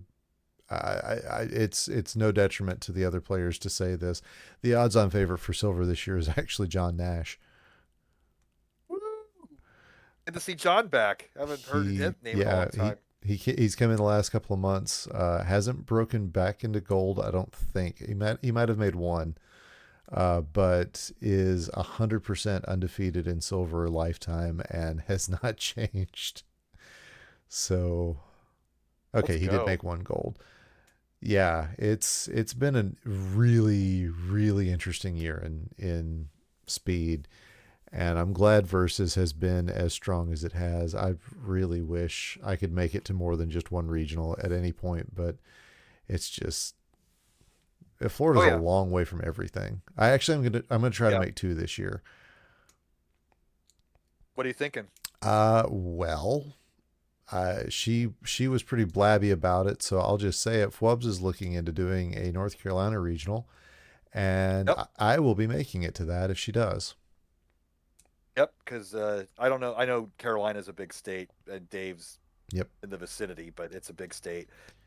And I was talking to Coop and Neo Speedo, and Neo was saying, "Oh, I've got this great space. I have CRTs. Maybe we do something down here." So I am totally open for that as well. So we have not gone south yet. Yeah. North Carolina is borderline south. Let's be honest. That's not real Look, it's south. it's only 8 hours for me. I'm Yeah. happy, and I don't have to drive through Atlanta. Because Oh, yeah, nice. for me, I take 75 up to I-20 or I-10, take that over to Jacksonville, and then it's just I-95 all the way up to where Fwubs is, and I'm north central there, Coop. He's asking about where I am in Florida. That's just off 75. So it's yeah. I've looked around. We've got a great conference center here. It's all around about horses because that's what my area is about. And they do a Comic Con and an Anime Expo and all this stuff. And even though my local game shop is always one of the sponsors, it is never a video game heavy space, and it's just not our Yeah. scene. I wish it were. I would work on it if it were, but it is so not our scene. But I'm always keeping my eyes out for like Tampa or Jacksonville. I just don't know who would have enough CRTs to make it work.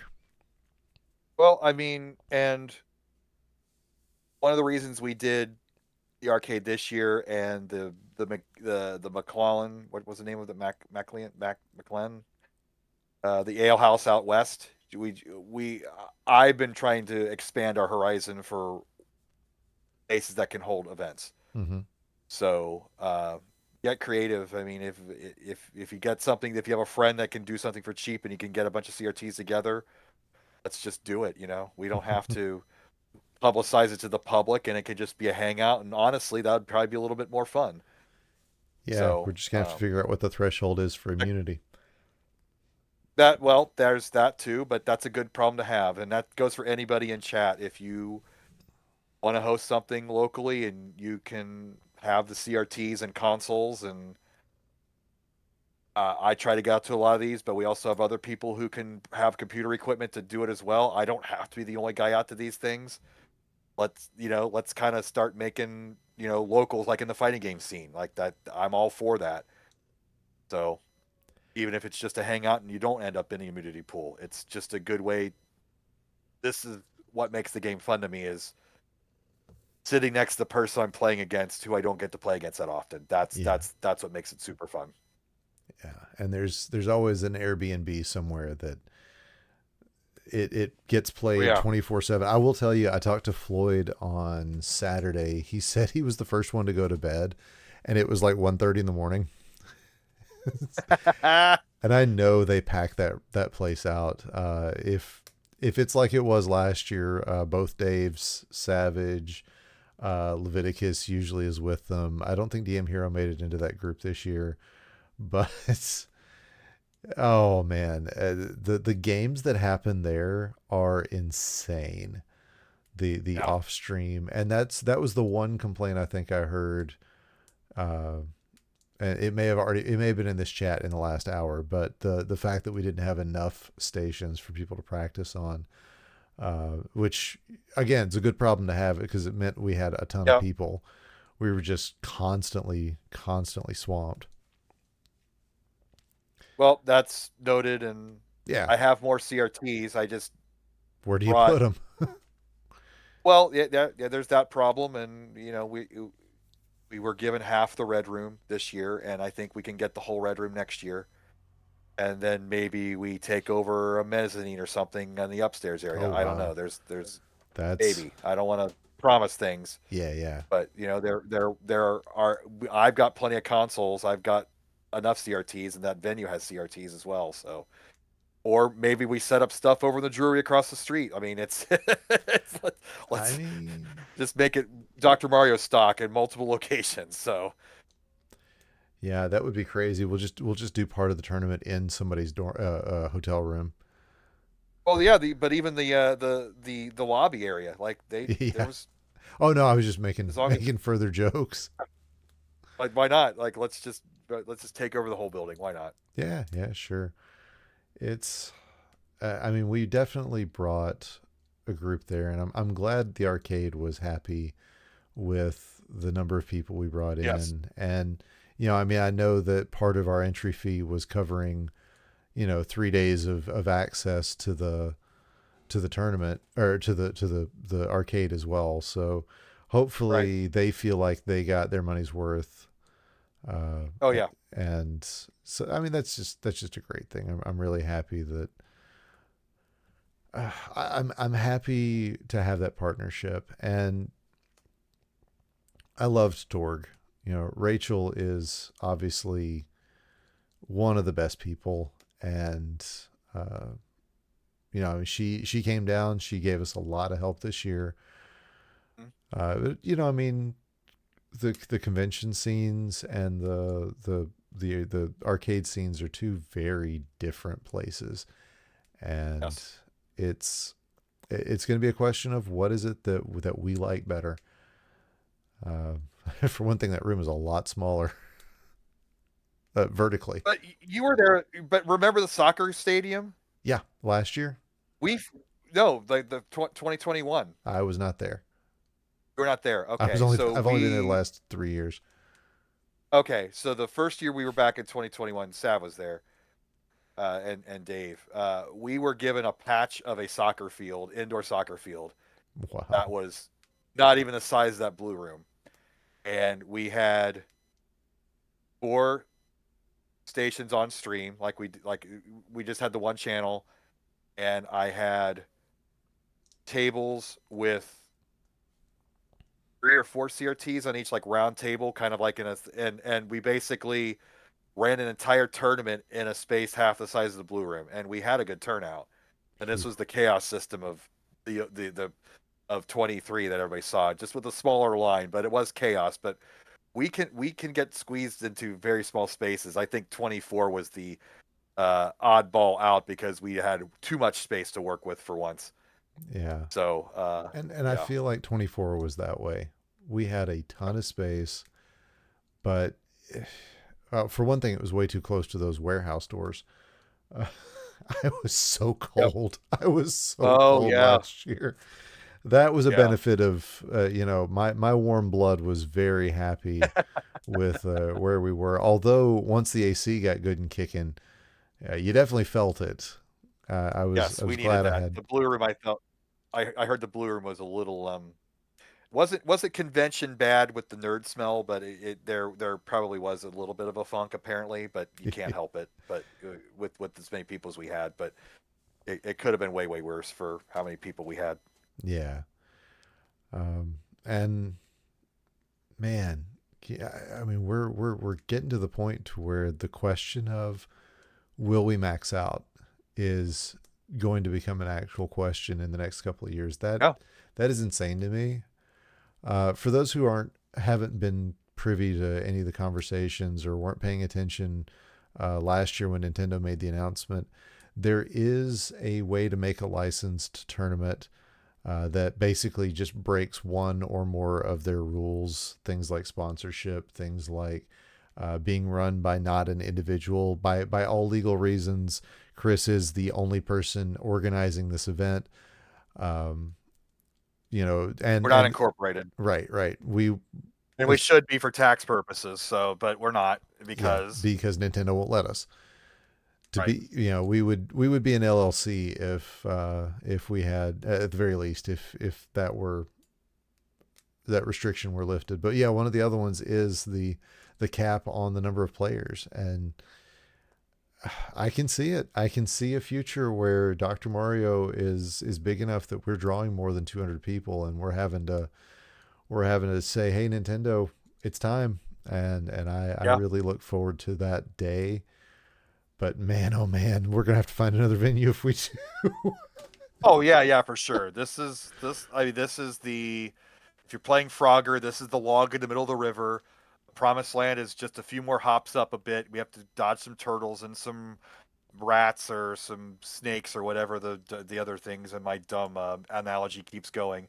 But yeah, let's bigger and better things. And the counter argument to going back to Arcade Legacy is a convention center has more floor space and has Mm-hmm.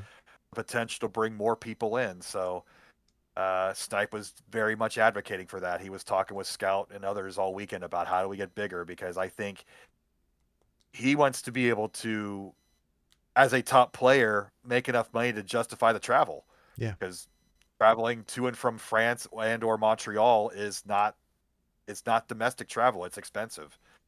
So, whatever he can do to make a bigger scene that creates more revenue for a match arena or whatever.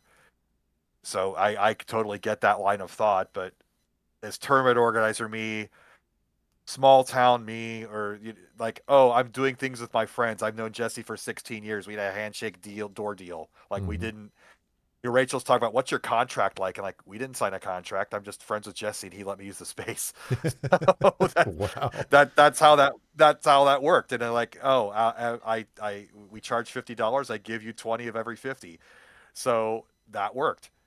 And then we comped a bunch of people that like the staff and the immunity pool people, so that came out of that other 30. So it Mm-hmm. worked out numbers wise. I wasn't in the red, but we do have limits of what we can charge Right. because of these rules, and we hopefully one day will get to the point where it's too big, but until then, enjoy the ride. Yeah, absolutely. And that's a thing I keep forgetting to mention to you is on next year's sign up sheet, we need to have a how many people are you bringing that aren't playing, just because I feel like that number would be good for them to have as well. My family both bought 2 one-day passes. Jesse let him in on Friday to just go downstairs. He says, as long as you're not playing games, just, if you just want to be down there, that's fine. But, they came in and they But played on Saturday and Sunday. So they had to buy the okay, bracelets, and they did in fact make full use of the arcade. But that's something we got to remember to actually ask in future years, I think. yep, yep, yep. Well, and that's good numbers for him too, Yep. and I'm glad that he was cool with letting him in to help with setup. Yeah. So But also just Jesse's like an awesome dude. the fire marshal. If we start Oh, bringing well, enough that. Well, guests. well, when I told him about it first, he told me 100 people is the limit for that space, Hmm. and I knew we were gonna. I didn't think we were getting anywhere near 100, so we were Yeah. when registrations were cut off. It was like at 68. We got about 6 or 7 more people with walk-ups, Hmm. and About a dozen family I don't. members plus a few guests that Yeah, I don't wander think down. the other than that hallway between the two rooms, I don't think it never felt crowded to me. Hmm. I don't know if anybody else's experience is the same, but I think it was just the right size for what we had. But yeah, if we do get significantly bigger, then we're gonna have to move or make it 2 days or Or something. But expand. we'll worry about that. Or yeah, that too. Yeah. Or find something else. We'll figure it But out. good problem to have. Yep. Absolutely. So yeah, you're hearing it here. Use those subscriptions. Use those free Prime subs to help out with your favorite streamers. People like Snipe want to be able to do this professionally. Heck, I'd love to do this professionally, but that ain't happening. I like my job too much, and I never ask for subs. So there's something about that. But a reminder that if you do donate anything to the DRMC, it does not go in Chris's pocket. It goes towards It's through literally, my pocket. yeah, it goes through his pocket. That's about it. It goes to the players. It as prizes. It goes to help offset costs. It goes towards towards getting more stuff like those stools he was just talking about. The Rob made a donation and Chris said, "Hey, here's what we're going to do with it." And the money doesn't go to him. It goes to making our experience better. And again, the amount of time and money that goes onto that. But yeah, it'd be great if we could start having professional Dr. Mario players. It'd be wonderful. Sure. I mean, at least to offset the travel cost. That's huge because plane tickets and AstraZeneca, hotels are, Pfizer. yeah. I'll keep naming off drug companies until one of you starts paying me. Oh Lord. I can be I sponsored. I would love to do like a promo for a tournament where we talk about how great it is, and then spend about 30 seconds reading as fast as possible, talk about all the possible side effects of going to a Dr. Mario tournament. So if somebody wants to put that together, that'd be fun. That'd be great. I was watching Running with Speed a couple of months ago. It showed up on my recommended list on Prime, and I was like, sure, I'll watch this. And I love Summoning Salt, so Hmm. just being able to watch that. And they brought up the moment when Grand Pooh Bear got sponsored by Red Bull, and he kind of became the first speedrunner with sponsorship, and what a huge deal that was. And I was just like, I mean, that could be us. That could be Yeah. this scene. We could find a golden sponsor who would just go, you know what, I really like what you guys bring to the table, and I want my name plastered all over it. And it'd be worth the paperwork to Nintendo to get there, but we'll see. Well, as a player, we can't stop players from being Oh yeah, sponsored. I'm talking So about that's as that's a like getting the whole tournament. yeah. So But now we're just chewing the fat and now we're just well, and the other day, Flindo said, "Hey, imagine putting that pill on our headquarters," and I posted a picture of my grand if I won the Powerball dream yep. of buying the picnic basket building in Newark, Ohio, and making that our headquarters. So, you got to have big dreams, and they.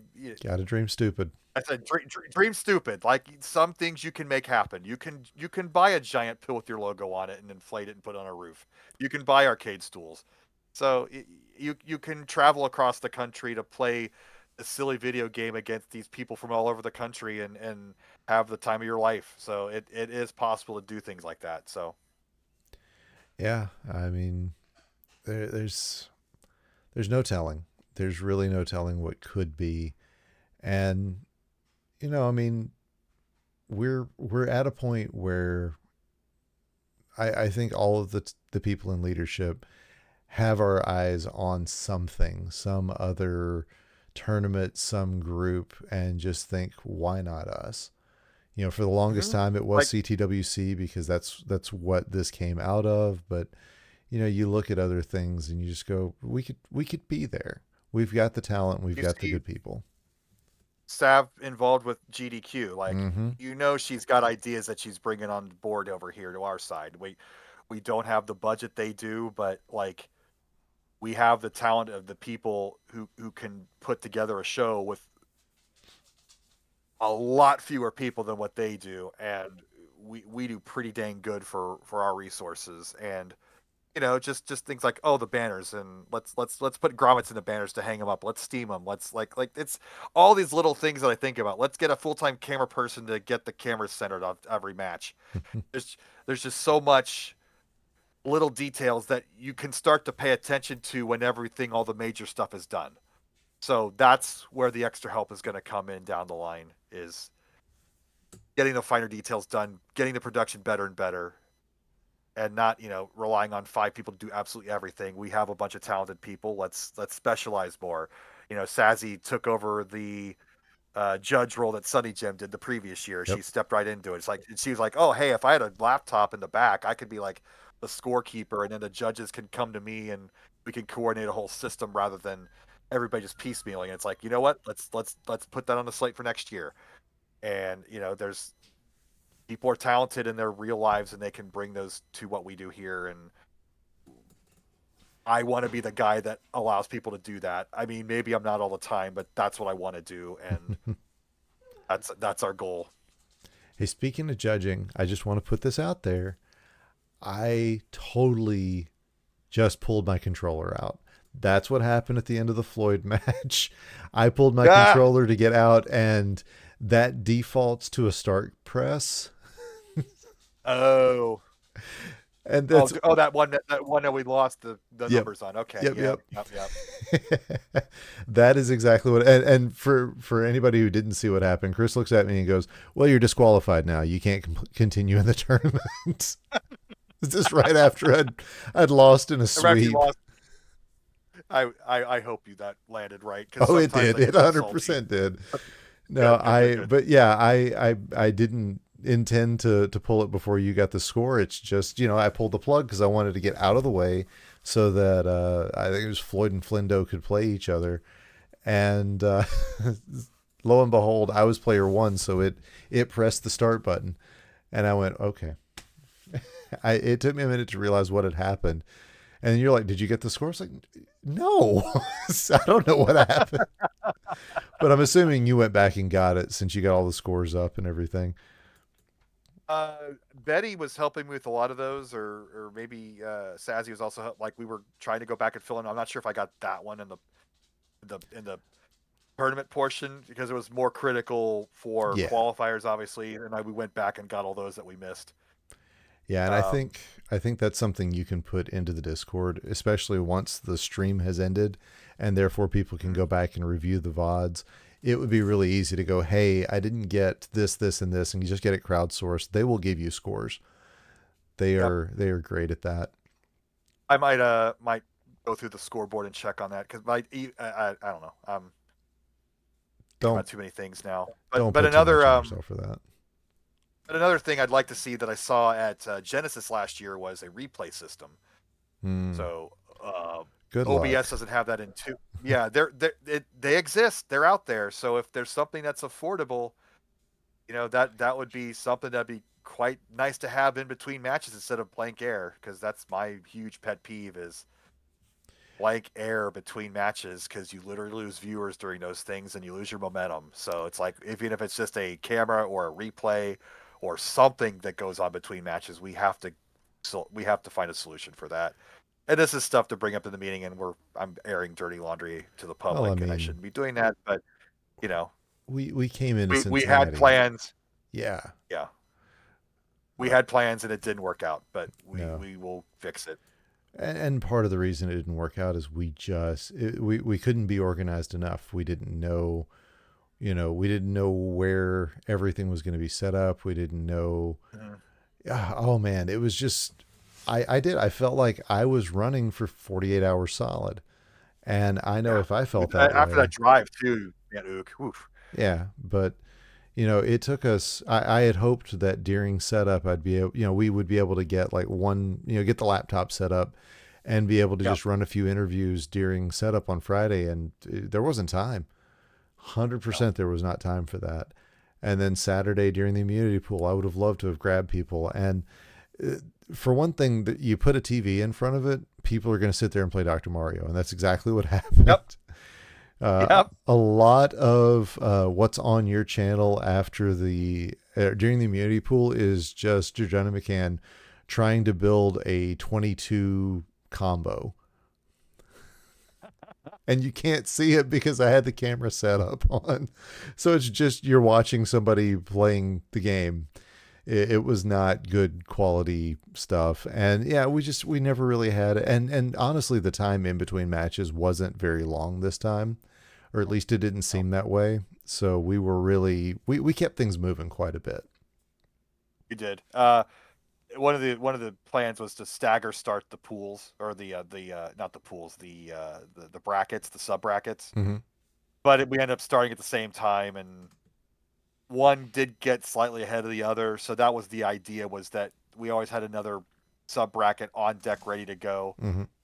and it did kind of work out in the end. But you know, it's you can plan all you want, but until you actually get into the situation, I don't know. We sound like we're complaining. We're not. We had an amazing time. We're just Yeah. trying to fine tune things for next year. That's all. And I mean, this is a game where, like I said, the Swang Snipe match was over so fast that I was out Yeah. watching the Perula Pangolin match after having commentated it. The different options for how long a match can go are so broad. Yes. There's so much. Yeah, you cannot plan. You could say 15 minutes, you could say 40 minutes, and sometimes they're over in 5. So Yeah. Yep. Yep. we get some matches. I mean, I love talking to you. I could talk Yeah. to you all night, but you said a Absolutely. 3-hour rule. So let's look at some matches here with the Sure. last 15 Sure. minutes. So I've got your first immunity pool match pulled up here. You went against DSS first thing, and I mean, how'd it feel? How'd it feel having that Washington win under your belt? Um, I'll be Don't do this honest. to yourself. I, it felt nice, but this is the humbling part of winning that tournament. Is I had to go against 7 killers, and I was promptly killed 7 times. I really appreciated that you predicted I'd get a single crown. I think I did survive a few of these, and didn't get topped out every single time. Mm-hmm. I think I survived against Sniper, got pretty, I think he won like 20-0 or something, but that was NS is after I've been up all day and running Right. things all day. I was not in playing shape. I wasn't planning on being in playing shape. I was just there to be a nice speed bump for everybody else who was desperately trying to get into that top seed, and like give them kind of a respite instead of the empty chair in previous years when somebody didn't show up. So Yeah. I did not throw in matches. I did play my best, but in my, I don't know. I got my just desserts. Let's just say that. All right. Well, your first match is against DSS, the winner of Philadelphia and Louisville. You're standing, of course, you And are. yes, And yeah, let's take a look to and see where we're at. and God bless DSS winning his first 2 regionals. Like I thought he was poised to make a really good run this year, and did he get into the? I don't think he got a top seed. I think he got like 3 and 4 in this, didn't he? Something like that, yeah. That's unfortunate. I really thought he'd get in the top thing. So here we go. All right, so one of the things that you were talking about as far as speed plays is setting up stuff on top, and I could see a play here where you set this yellow down on 5 to try to build that horizontal, and then you've got the option to put any spare red you've got directly on top to try to,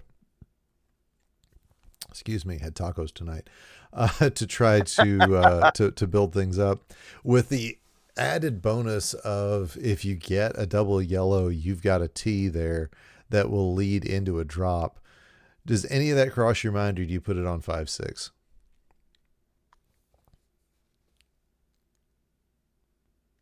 You make it sound like I did that, but Oh, I have no idea. I five haven't six. watched it.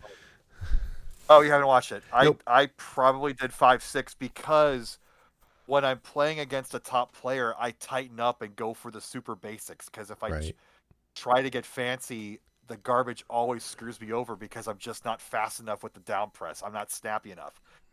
And I remember us talking about this last year. You said that you like to get down a layer or two before you really start going heavy onto the Yes, combos. So yeah, especially against Dave. no, literally this entire bracket, I was sitting over on your channel just riffing and being stupid and probably saying terrible things about you. Uh, Please.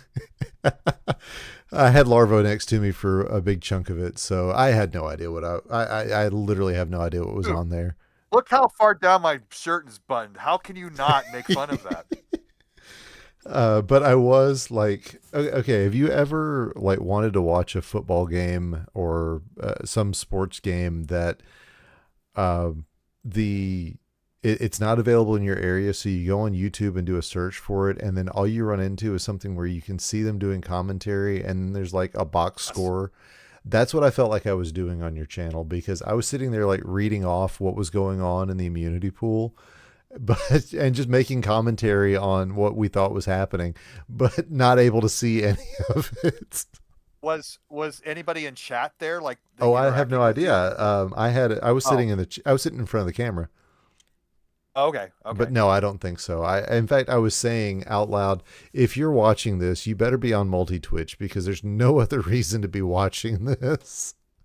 Like, go watch the actual games. All right, here we go. We'll see what you do. You're going to go 5-6. Yeah, that's the most logical play. And Dave does the same thing. But he's starting to set up this combo and actually doesn't drop you any bad garbage. But now you really don't have a use for blue. And oh, nice combo there. See, I'm seeing that more and more, but I'm definitely not top tier with it. Like, What's that? Catching the quick combos and see, I'm just nervous as hell about three. yeah. Well, I get that way too. In fact, it's probably one of the downfalls of one of my matches. But yeah, you're not getting any reds, so that's really becoming an issue. That was risky to not take out Oh, five nice, there. nice drop there, and okay, now your Dave is combo so set good. up. Yeah, he is. There's okay, you get it There's in. nice, Whew. but he's already 29. Like, Yeah, but I just mean you it's just see Dave. you see the piece comes in, and you can watch my thought process. There's a delay. I figure it out. I play. The top players, there is no delay. They already know what they're doing, and I don't know if I can ever make up that deficit at my age. I don't. I mean, I understand will that. practice help me get that? I don't know. Like, I don't practice enough either. It's not an excuse to not practice. I am gonna dance though. Oh yeah, definitely. I'm gonna bounce because I'm on stream and I got to put on a show for my dozen of fans. Hmm. I will tell you. I mean, you lasted longer than Flindo did against Swong, so Yeah, there we go. um, yeah, I'm in that same Thanks, boat. Saz. I'm in that same boat where, to me, the speed plays are automatic now. I spend a lot less time thinking about it than. Sorry, Flindo, I had to throw you under the bus there. I spend a lot less time thinking about the plays than I do just Oh, but making them. look at this beauty though. Look at this. This is Mm-hmm. the combo that going down even deeper. That's my jam. So I got my little show off move there. So Awesome. There's thank a you. tuck. You tucked. Oh my gosh. I'm so happy. I actually said something about that over the weekend too. That uh, and even talking about my own plays, I was like, okay, that could have been a cross. I'll back it up. That's one thing that I Yeah. don't see versus players do. Okay, so you're getting this garbage and the double blue's coming down.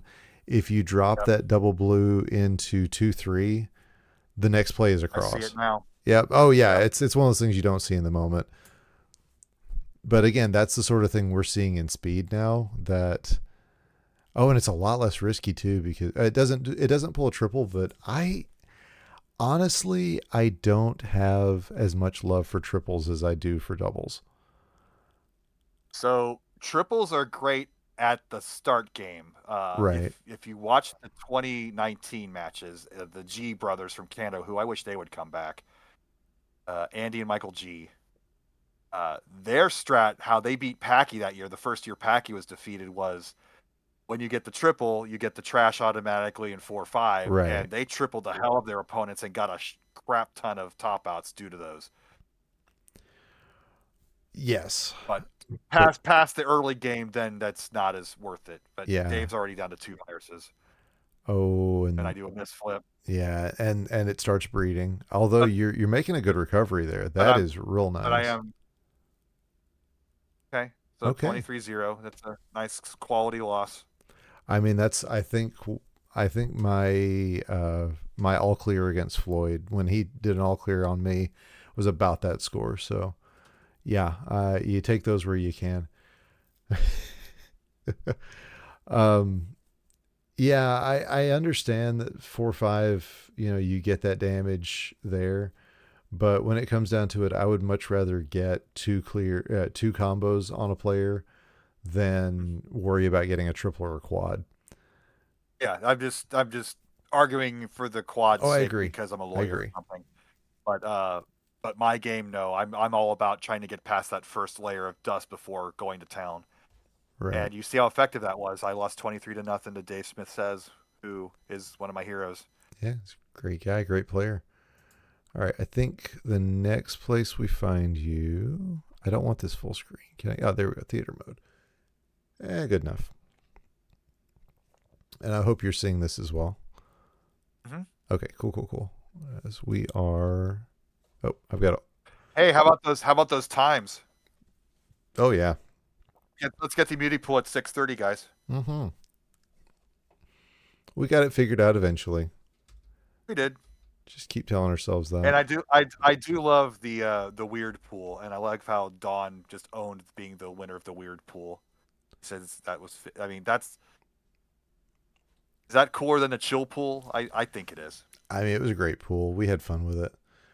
If you put Quay Quay down, you will get people who are losing their mind about it. Okay, Rodzilla, and yeah, the first appearance of Taco Gary as a name Hmm? showing up there. So let's see, you I must weren't. have misflipped. Oh no, it's this was Oh, practice. this. Okay, I see. Okay, yeah. Yeah, they had Now we're just going come back. official. So I know you weren't in Milwaukee, but did you get a chance to review Rod's footage from this year? Kind of see what he's playing I with. saw it. I saw it the first time when I threw it up on YouTube the week before. I did not pay a ton of attention to it, but I know that Rodzilla has always been that not quite guy. I mean, he did make Yeah, the finals in 21, but it's just he's just been not quite there, not quite there, not quite there. And I thought this was going to be his year too. yeah, And he did make top 8, right? I believe so. Yeah. In fact, Yeah, Leviticus yeah, said yeah. he made like 7 of 8 predictions. I think he didn't get Perula or Pangolin. Probably Perula. No, I mean, nobody really saw her coming going that far that quickly.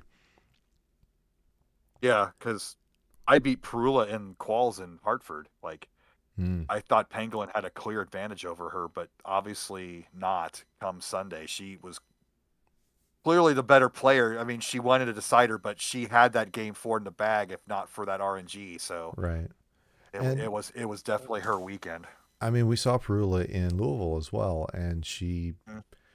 top 8, top 4. I don't even remember what it was, but it was uh, not what we not what you would expect to see for somebody who's going to win it all or come close to it. This double red, I don't like this double red. I like it I for mean, speed. I don't like it for verses. I'm just clearing out viruses Mm-hmm. because I'm not getting fancy with it. Yeah, I think going into 3 is probably the right call, but that's assuming that you're going to get yellows. Right. I don't know. We'll see what happens. And yeah, I'm all Probably for for the just days, I zipping guess. through this match. Oh, you didn't get it. You guys had to reset. Oh well, hey, how about that? Yep. Okay. Well, let's take another look at Have this to count build. down. All right, blue red, and Oh, that's again, more fun. I Cool. think Air that top line. yeah, I think this is becoming the difference between our top players and players like you and me. Is that um, you've got one layer of players who are going to put this directly into 5-6, and there's nothing wrong with that. You've got another layer who is where I am and are going to play it vertically in 5 with the blue down. Yep. And then you've got another layer of players who are going to put it in 2-3. Okay. and are expecting to get another couple of blues with a red yellow in between and probably another red yellow, and would be able to set up this insane combo that if I were playing it would immediately get blocked off in the middle. That's the pro move. Yep. I am so vanilla basic. I mean, I see when people do it how it develops, but coming up with it versus coming up with it on a clock, Mm-hmm. I just squeeze myself down and deliberately don't go too special. I'm starting to do a little bit more, but I really just revert to a basic player, especially when under pressure like this. And I'll tell you, watching last year's finals between Snipe and Swong, they were making moves that I would consider to be unintuitive, but they were making them together. Both of them made the same move. And they were moves that, like I said, they didn't make any sense to me off the top of my head. Right. And then lo and behold, they're doing the same moves, like two or three pills into the game, they're making the same plays, and I'm just like, there's something here. There's something that these guys are seeing, and I think I wouldn't be shocked to see either one of them go 2-3 here to start, just because they're going to start setting up the combos and setting them up now. But again, we've got time to sit here and look at it as opposed to right then when you're just going to drop it. And I think that, okay, see, you are setting it up. But that was an emergency situation. I'm still looking for virus clears first on top line. Yeah. Um, you know, I'm looking for an under clear here. This is risky. Under clear. Okay, I do that. Oh, this flip. and yeah, you're Well, in a cut situation. off. Oh, and he took away your combo. That Yeah, always I know. hurts. The first time I played Don't you know? Swong, hey, there you go. There's the play, Yay! and Give you're me the gonna blue drop the. though. Yep. But the first time I played Swong on Switch, I stopped playing Switch for a while. Um, Ooh. And okay, yeah, I had something set up and I topped out. yeah. Right here, I think if you go 4-5 instead, you're gonna pull the horizontal, and the next pill is actually a double red. You can drop it straight down into 5. But Or two. yeah, Or sorry, seven. I mean seven. I'm going my yeah, yeah. backwards. That was But if you drop it into 5, it's a cross. I see. Okay. But You're again, not making a T there. You're just getting out of the emergency situation now, which I probably should have been doing, yeah, I but I mean, got getting greedy. getting that set of blues out of the way first, horizontally, just makes sense to me. But I'm in the same situation. I'm gonna make a really rough, potentially bad situation, and who knows what's gonna happen next, and I'm gonna freak out because that's what I do when I play versus. When it starts getting scary, I start losing my mind. I'm not that player yet. So having a pause, talking to Ook, hanging out with John Dad Flindo, Sazzy, Twitchy, Cat Pants, and all Archer and everybody in chat. Now I see knock out the horizontal blue. The next red's coming down. I can knock down the tree on the column 3, even another layer with the horizontal red. But that's at the clock stopped. So Right, right, right. And I'm saying get the horizontal red 2 layers down from what you're seeing by making that cross straight into 5. You've got now, a 5x4 there that's just going to go. Oh, I love them. I love yeah, them so much. But yeah, then I I, should have. I, I do like the upper as well, just because it's higher up. But hey, these things happen. And yeah, you had an idea. In fact, you were working on the cross right there as it was, because if you'd gotten Yes. that blue yellow, Pez Fix mastering. the camera. Fix the camera. Stipe. See, this is what I'm more bugged out about the camera than my own terrible gameplay. I will say Pez Master surprised me, especially after he won one of the nastiest regionals in California. Yeah, Like I expected a. yeah. I don't know what happened. I don't know if it was the pressure of the game, just being in a different place. But I was sad to see him No not. Whistle had an off day because I've seen her in Fightcade since then. She has not lost it at all. So something just didn't click that day.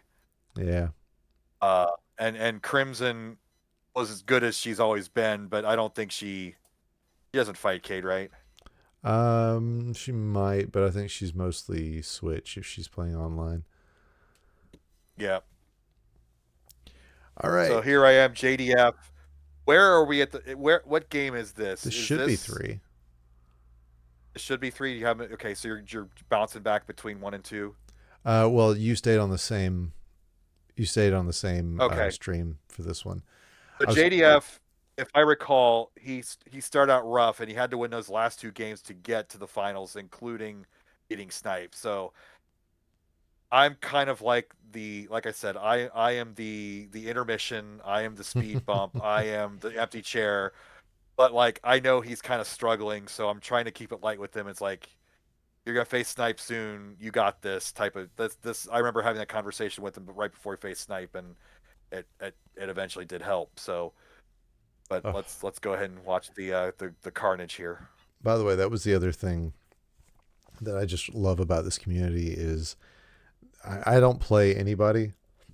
Excuse me, that I don't want to see win. You know, Yeah, I sat down next to Larva and I just looked at her. First thing I said was, "Win or lose, it's gonna be a great game." You know, and I made sure to give her a hug as soon as we were done because every player that I play against, I want to see do well. But anyway, absolutely. yep. All right, here you go. Blue, Except Vince. except who? Except Vince. Oh, Fuck that Vince. guy. Oh, Okay. sorry. I just mean screw that guy. I didn't say that. All right, go Whatever. ahead. Oh gosh, this pill. Oh, I know what I do in speed. And it's tuck it Do I under put it in into seven 4-5, but yeah, I mean seven's an or do I stand it option. up in six? Yep, 6 vertically is an option as well. Like I said, I would do a tuck play in speed, but I don't know that that's effective unless you think you're going to be able to get double blues, double reds, by getting that yellow out of the way. Hmm. Ugh, it's not a great pill. Let's see what you do with it. It's not a great top line. Okay, okay, I don't hate that. Okay, more tucks. I once heard you disparage tucks in the middle of a tournament, and I will say I got a little mad about it. Okay, okay. So I'm always shocked when you do it. Um, all right. Oh man, And the that's really quad. good Ooh. garbage for him and really bad garbage for you. I like that horizontal. There's the play. That's exactly the right play there. I'm trying to do it No, more, but no. oh, and I should have vertically. It was into the L. Oh, Oh, it was. I saw it too, and I was just in press down mode. I was in such a hurry. Oh, and yeah. Okay, there we go. I think I did watch that one live because I think I remember doing that. It may not have been that one. It may have been a Uh-uh. different game. I do remember going, do it. Get that. Get that. Get that. Oh no. Were you on commentary? I was not for these. I was sitting over in Okay. the Yeah. lounge. I remember Packy, kind of hearing him. I don't remember who he was with. But speaking of commentary and like Packy's commentary, my God, he has just really opened up recently. Just I mean, personality's coming through. It's not forced, and I'm just glad that he's finding his own in that realm. it And helps look, that I he. got JDF on the rope there on the right side. Yeah, you do. It helps that Packy really knows his knows his Sure, stuff. You but know. there's knowing your stuff and not you can sound like a professor and not and have zero oomph behind your words, and he's found that oomph. I'm And I should sitting have waited right for a here, fat log Chris. there. You don't have to talk about me like I'm not here. No, I'm talking about Anyway. Pack. You got he's not a librarian, so that's Yeah, yeah. you've got an image reader. So yeah, I mean, at this point, I'm not unhappy with your board, and I feel like you and Flindo are he's in a slightly better place, but you have not screwed yourself over here, and the pills I are coming keep down having to quite do a fair drill bit. downs, which I hate drill downs, but that's what I gotta do. Oh, I okay, had a that one combo there. hurts. That one hurts. All right, then I'm so wanting to get this 4 down. Yeah, but I mean, Floor's gonna burn me if I don't figure some out. there's not an easy way to do it, and I think you realize All right, that well that's in that. the moment. Uh,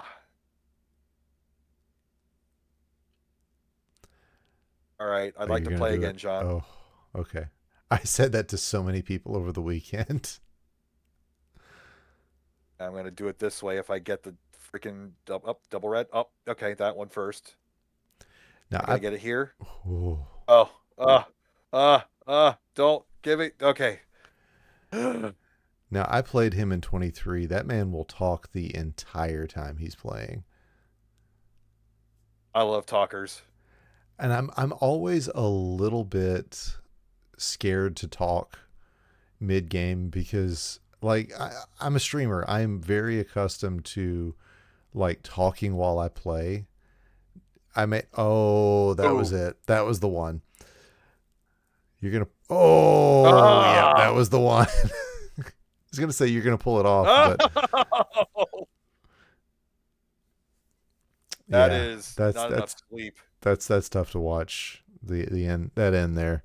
But yeah, I feel like it's a combination of I don't want to appear cocky, like I'm, like I don't have to focus on the game, but also I don't want to distract the other player if they're not somebody who's comfortable having a conversation or even I chatting about it. and I do when I played micro, I did apologize beforehand, and I told him I'm gonna get a little silly here. Apologize in advance. This is this. I'm gonna try to have extra fun here. Mm-hmm. And he was like, "Oh, I'm gonna have fun too." So he was into it. So when I did pop off later on that match, I didn't feel as bad, but I kind of may have gone a little too far on that one. But we might get to that or not. I plan to. I will tell you, Micro caught Swong and me after his match against you, and we went back to the blue room and played a couple of games. Trust me, that guy does not have a problem with people talking. He Okay, well, he smack talked the entire time and apologized for good, it. good, He did take me down good. 3-0. It was I had already played my He matches. He's a really good player, but I definitely was not he's on my aggressive. game. As he was aggressive, and well, we'll get to it. But look at Swank standing up, the champ paying homage to my lame Mm-hmm. behind. And I love the you guys getting a selfie beforehand. That's just I I do that with everybody. I just felt that just ease the moment, and yeah. I like posting them and just have fun with it. I mean, my There we thing is a go. fist bump. I'm always throwing a fist bump down after a game. I think I fist bumped every person that I played. Okay, for once, the simple play is the right play here. You got to go 3-4. I'll be You or gotta go straight 4-5. down. I'll be shocked if Swung does anything besides that, and I know you're going to. Yeah, I love these boards where every double pill or every non-double pill has a perfect place. I'm watching Swung, not you. I don't know why. Uh, Sure. no, I just Two-time realized champ, that's who dude. I was watching. But yeah, I love these boards where you kind of have a place for everything. Oh man, Uh, that's oh that's gross. That was fast too. uh, This is what I was saying. I played Swung one time and I stopped playing Switch for a while. Oh, how does he get that many like this. combos? This is the feeling that so many players have when they're good at home and they come into our scene. Like it's just like this. Like this, you just know that feeling Mm-hmm. of getting curb stomped Whew. that quickly. And it's there's nothing you can do about it. You can psych yourself out. You can try to play as fast as you can, and it just I try to be positive about it, and I am. And Swang's awesome. And Yeah, absolutely. All right, that was the end of fix Enchilada Pango Steve. camera. Now we got Fajita Frank. He Frank. Oh man. Oh, this is great.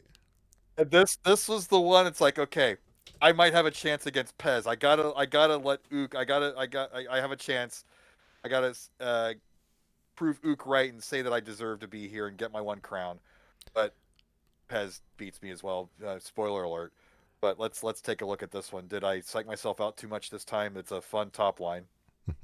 Honestly, so one Dave Smith's rule is you don't put doubles horizontal or vertically on the first move. This is the exception. I think you got to go five. Going one makes a lot of sense to me, but you're giving up the opportunity for a really nasty combo if you get a yellow blue. So I'm hoping you just Yeah, drop it to there's. five. Let me see what I do. I don't even know how my brain works anymore. Oh, there it is. That's beautiful. And yeah, you're just trying to get some viruses off the board. Oh, oh, that was an interesting. That double blue could have actually. Let me back it up here. That double blue could have gone into two because you had a three setup on. Yep, I I see it now. Yeah, you see it now. I mean, I didn't. I don't know that I see it in real time. And then the double yellow goes on top of 4-5. Oh, that's nasty. Oh, that's nasty. I wouldn't have seen that in real time Yeah. either. Oh, wow. Anyway, sorry. I'm not trying to point out your flaws, my friend. I'm trying to get better at No, the game too. I don't do this enough. So watch out, world. I might get 2% better. Come on. Let's see what I But do yeah, here. I I like just put in a garbage pile. That's like the worst thing to do with it. but yeah, I mean you can imagine and you get a combo out of this anyway, but you just imagine throwing that double yellow down on top of the red and the red next to the red. But you're coming close to building a combo a cross combo there. And he's building up. Like if I get the sequence, he might get hosed here. Spoiler alert, he doesn't. Hmm. All right, now I'm in trouble. Like even that 1 second of drop time from a drill down in an early game situation like that is killer. Like I Oh. shouldn't do that. Are Nobody you should do building that. a fat log? I thought you were building a fat log there for a second. Oh wow. DSS beat Swang in a crown. Did not realize that had happened. I knew nobody went I undefeated, but yeah. oh, Ugh. I loved the setup. I really did. It just I had the horizontal set up, but I got quadded. yeah, I mean and there is a time I think when the quad is super effective and Give me when the your red. Give opponent's me on the the red. ropes. I had to cover it up. Oh, Ugh. yeah. When your opponent's on the rope This is was just definitely that. I just didn't have the timing and the maneuverability at the top. Well, that was a fast one for both. This is the organizer's dream. All right, let's see if you end up okay, yeah, you're on the bottom on the next one. Chimichanga Charlie is here. And I think this Taco is Gary is not alliterative. They could have just put any name there. I don't know if this is practice or not.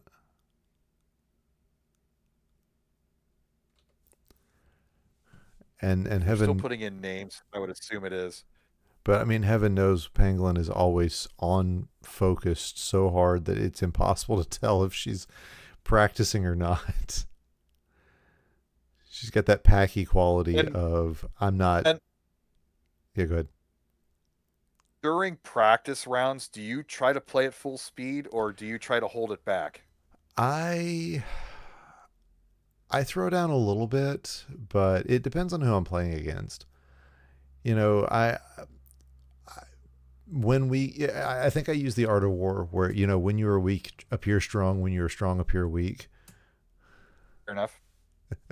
But yeah, I mean, I usually what I'll do is I'll do the practice. I'm just double checking to make sure that my controller works. So I check all Yes. both directions, both flip buttons, and the down. I'll do a couple. I'll get my first combo, and then I'll lean over to my opponent and say, "I'm ready when you are." And I'll either Yeah, not play at all, or I'll just move everything to the side so they can continue to do what they need to do. I like that. I'll probably start doing that instead of topping out. Or well, I like just not press down after I know my inputs are fine. Yeah, So I'll still be thinking combo wise, but not, but then, so with this game, when you're playing like that and trying to think ahead, you're not looking at the next piece until the very moment when the previous piece lands. You're not letting the next piece sway your decision, right? I mean, you can't when you're going that fast. Sometimes Sometimes, you'll especially at see the it. top of the board. Later, when you drill down, it's a lot easier to incorporate it. I mean, I get the speed. I get the speed pause sometimes. Um, so So I'm probably thinking 7 here because the double blue pill is the rarest pill in the game. Ook. Gotta so they gotta say. gotta repeat that meme. Yeah, I like 6 7 over just straight 7 personally. You did. Speaking of memes, Yeah, gosh. Um, but I mean, then you've got the option. You get your yellow blues on the left. You got blue reds in the middle. If you get another double blue, it's not the end of the world. In fact, you kind of hope for a red blue double blue combo, but I don't know. That's Dave Smith. He's definitely a put the horizontal down and pick a spot for it. So let's see what comes up next. Yeah, with the blue yellow coming up, oh wow, that worked out really well for you. Yes. Oh, okay. Yeah, put the double yellow there. Okay, that works too. that's my go-to is the Mm-hmm. ridiculous chandelier. So if I can permanently get those ready to trigger, I will. No, it makes sense. It's not efficient, but that's what I'm used to from doing it so many times on Um, NWC Remix. That's my go-to. a bit of advice from Adelito: the most efficient play is the first one you see. That's yeah. That. The less thinking cycles you do, even if it's not the most optimum decision, Mm-hmm. quickness is more important than the decision itself. That that that That was that killer. episode, yeah, it was really bad. That was really bad garbage. That episode, I tell people, still changed my career. Ah, Changed my DRMC career. Yeah, dude, that was brutal garbage. Just brutal garbage. and I had the move. I just didn't have the timing to get it over. All right. Oh my God, camera. Well, it's because they're But set this was differently. yeah. And see, what we need to do is set up the 4-player scene and center the camera, and then make sure the 2-player scene is centered Okay. also. Oh, okay. That was it. That was it for the immunity bracket. Let me see if there's another match here. So if we do, yeah, because that was John DeFlindo having to beat Pez Master to get in because he had just beaten Snipe. Yeah, I don't see any more of that. Yeah, then so So I played Micro the next day. you got straight in. Yeah, so I was All right, 26th or 27th. gotcha. Okay, so we I was in the great pool near the end. got to go to the DRMC. Luckily, that just requires me taking a 2 off of here, and we got just enough time to throw that It was a up. really quick match considering it went to 5 because we just Yeah. topped each other out every single time, I think. Okay. And literally, it was the end of the day before Dave realized that we had not changed it from October 2025 Silver Speed bracket over on the DRMC. The title was wrong most of the day. We tried. Well, at least we streamed on both channels. Yep. Oh yeah. Nobody's upset about it. Oh, and we've got an ad. So supporting the channel. Hi. What's that? It is. Oh It is yeah. supporting our channel. How I'm about that? 100% supporting the channel. So buy whatever this game is and support the DRMC. It doesn't really support us at all, but watching the trailer does. Oh, look, anime dragons and Yeah, swiping dude. and swordplay. Totally not Red balls Giratina. of energy. Here comes another Consumer one. reports. Yeah. Most reliable auto brand. Oh, Subaru. Well, Twitch we are going to says. have a regional in Washington State next year, so that's a Subaru state. Twitch says you are a 40-something-year-old man. All right, here we go. Ah, All right, so that's my watch bracket. Watchma standing up, looking down. Hey, there's Sazzy versus Sahar. Huck Leviticus. All That's the blue bracket. We are at the last bracket of the Yeah, you day, the gray bracket. Oh, there we go. Okay. Thanks, John. I didn't know that. You are a bus. Super spelled backwards. That's crazy. All right. It's Here we go. That's bussin', ADF. Oh, dear. Bring it into theater mode so you guys can see everything the way it's meant to be seen.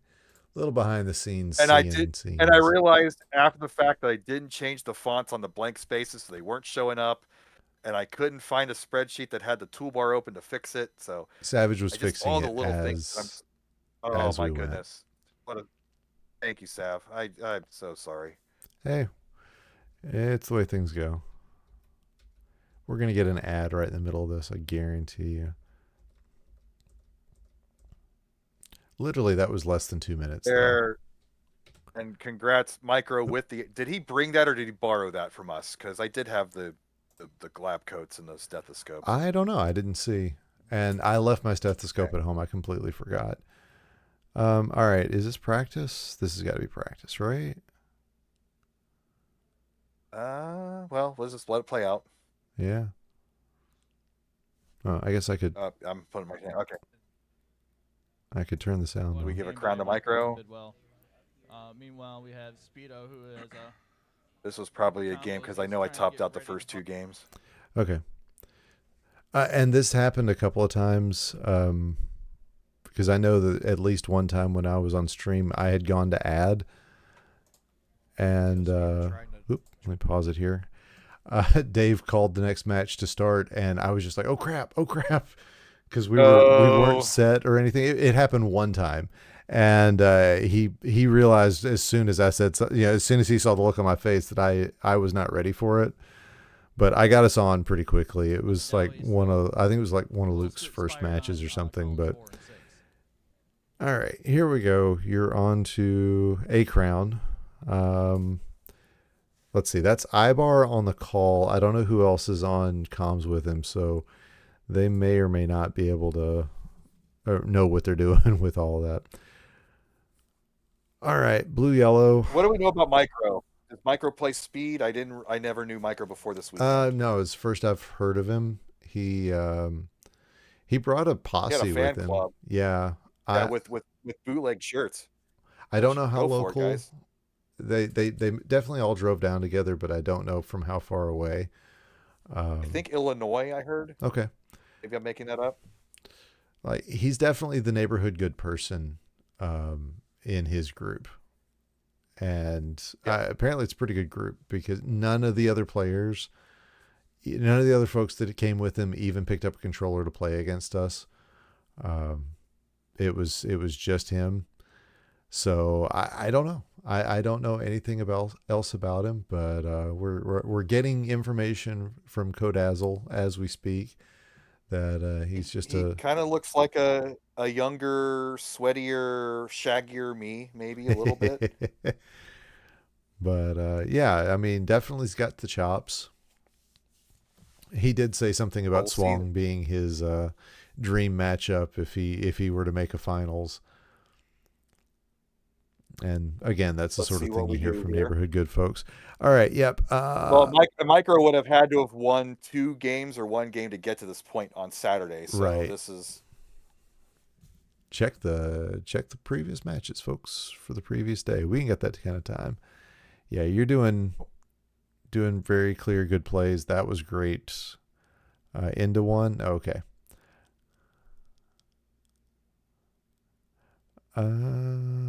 Okay. I'm trying to desperately get out of that top line, and I am, but then he drops the trash. Yeah, and I think flipping that yellow upside down on one would have given you the opportunity to clear that yellow trash, but it's a stylistic difference, and there goes. And I had the move, and my timing's off. Mm-hmm. Do you find that after garbage? Because that happens to me all the time. Once the garbage starts going, I realize my timing's not going to be where I want it to be. I didn't practice much. Obviously, warming up. I've been But gushing and stuff all day, so I don't know if it was. I mean, it wasn't. You weren't dealing with garbage then. I was just had a moment where I was Oh, like, oh, I wonder if that's just a me thing. Oh, I hope you get this over. Okay, there you go. There you go. Yep, you get it all over. now I'm feeling good. I'm past the top line. Yep, Are the okay? They gave him the one crown. Okay, I was wondering if. both. So I'm feeling good because this is now I have the extra room to maneuver and to think about what I'm doing. Mm-hmm. And he's in trouble on the left, so I should be cruising. But okay, they did have him the two.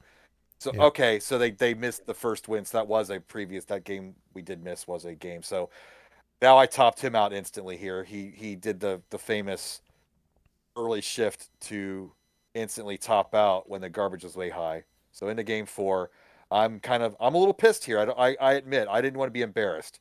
Right. Like I didn't think I would win, but I didn't want to like get swept like this. So I feel a little bit better. And then you're just comboing. But you just see my snappiness here. Like this Mm-hmm. requires me to like warm up a bit. Yeah, yeah, yeah. And there's a lot of us that are that way. And he's snappy too. Like he's feeling it back. Yeah, and there you go. That I don't care about the garbage. I'm going to make the play sort of play. Oh yeah. See those undertucks. Those are not things we see most versus players do. Whew, that was scary. And I So I had think. that set up. Ooh, Oh, I nice. wasn't even watching his board. I wasn't But either. like this, look at this. We're 4 games in already. It's Okay, here's the thing about Neo Speedo. That guy, according to Dave, when he got back to the back rooms, when we were almost done with his bracket, still had 7 games to play. what I think happened was they were trying to rotate in the back room that first group, like we were rotating out front. Mm, And because there was an extra yes. player, Hold on. he was the lone Genius guy out. play. Oh my gosh. Yes. Okay, go ahead. Yeah, but on top of Yes. that, every Neo Speedo game was very long. Oh, Yeah. Chris. Oh. Oh, that was nasty. I love it. Horizontal, yes. And now you can do the tuck underplay, yes. Dude, He's in trouble. you were flying through this one. Oh, all those drills. They make me happy. But yeah, no, every Neo Speedo game seemed like it went the distance. Like every crown, he just played so much Dr. Mario. And I'm wondering, no, he definitely does combos. I was about to say, I'm wondering if he just didn't do a lot of combos and just, try to finish every And game. You are bouncing. You are bouncing hard. I am freaking feeling it. Mm-hmm. Yeah, I wish you'd put that Of double course, yellow not having the flat, even top line. Yeah. but that is a small thing to complain about. And you're gonna get the combo here. Yeah, I about to say you're bouncing like you're gonna get a combo. Oh, and another 3.5 second drop. I don't remember which game I did it, but at one point I do remember tucking something into an empty garbage chute Yeah. just so that I could reduce the amount of drop time. It's I critical. Yeah, I mean, It's underappreciated for sure. I definitely didn't need I probably could have found a better use for the pill, but I was like, no, no, this is Oh, going and down this there, is so nerve I don't. wracking here. Yeah. Like my six is one mistake, I'm out. I'm desperately looking for a blue. Got it.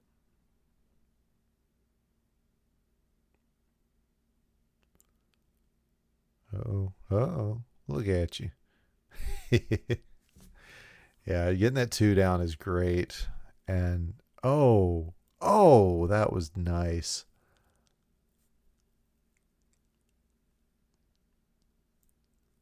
Huh, so, Underappreciated also is the full board view. You just when you're seeing things way outside of the top line. mm-hmm. Yeah, same coming in with the wisdom that drop time is more important in verses than it is in speed, and I can't say that I disagree. Yeah, which you'd think speed, like avoid drop time, that's the name of the game, but in versus, like those seconds. Mm-hmm. Let's see, this is a 3 second, 4 second drop. He's gets 1, 2, 3, 4, 5 pills in that amount of time it takes for that to go all the way down. Yeah, Ooh. just a mistuck. Oh, but yeah, that's and I feel like that is the advantage that we are getting as speed players, is that we're used to that. We're used to reducing our drop time.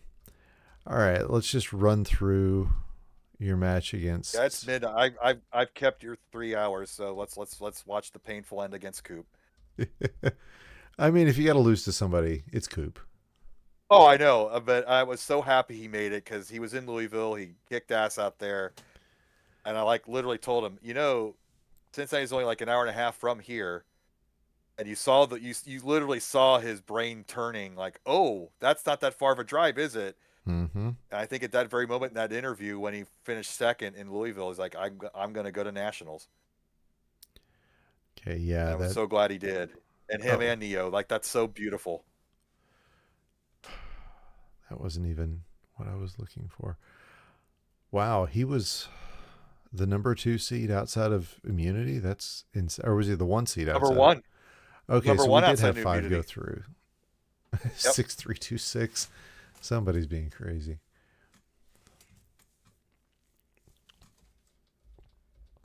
All right, here we go. Oh, that thickness.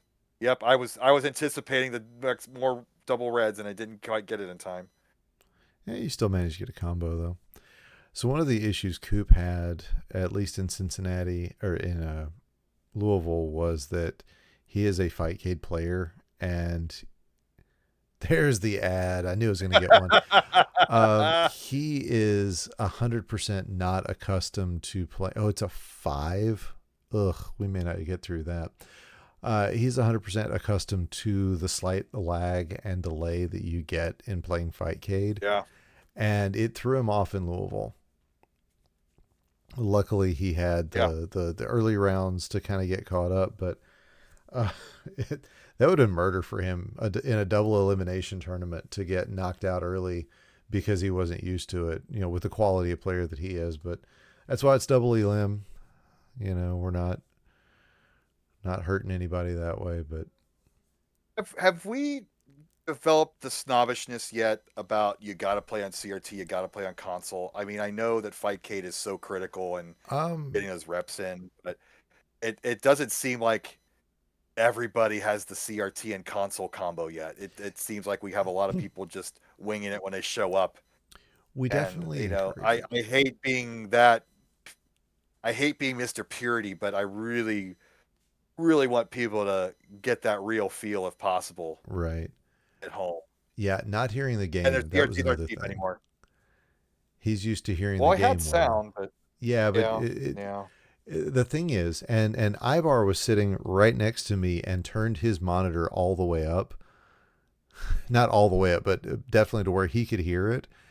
And I was just like, oh, now I'm going to be hearing his combos and not mine. And I, I think, I don't know. I'd have to look at your TVs and see if there's a way for us to be able to provide people to pop a headset in. I feel Well, like you there can. there is a headphone jack, I believe, in the front of all of those TVs. So, So, or if there isn't, there is like a there's got to be like an adapter for an RCA to a headphone jack, and just literally have that available.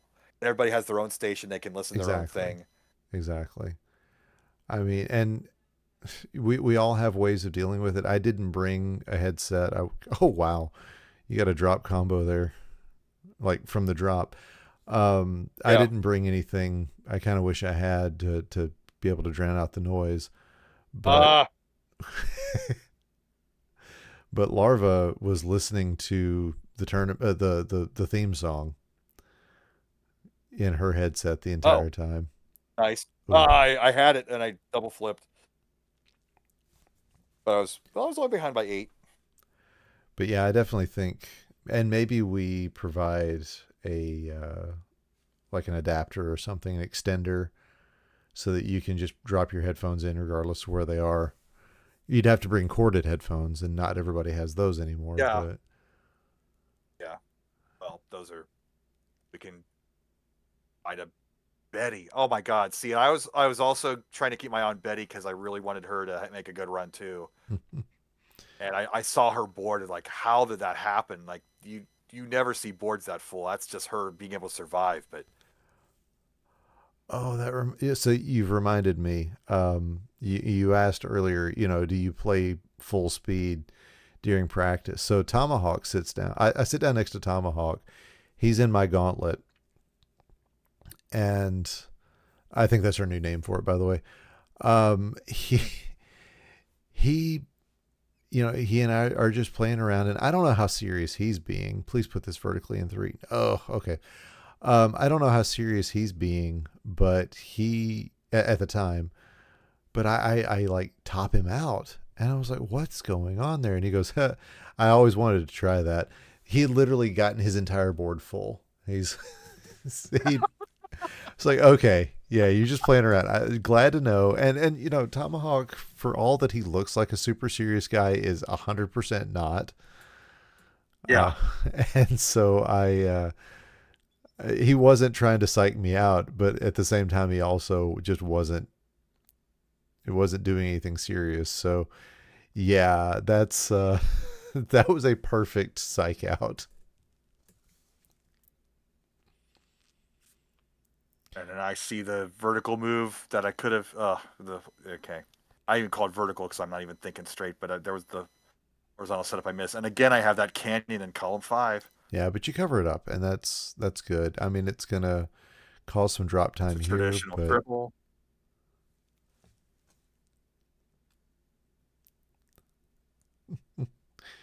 Coop commenting on his own match here. I forgot he was in the chat.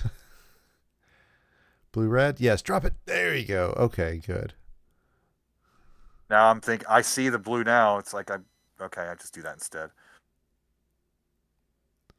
The Coop is such a combo machine.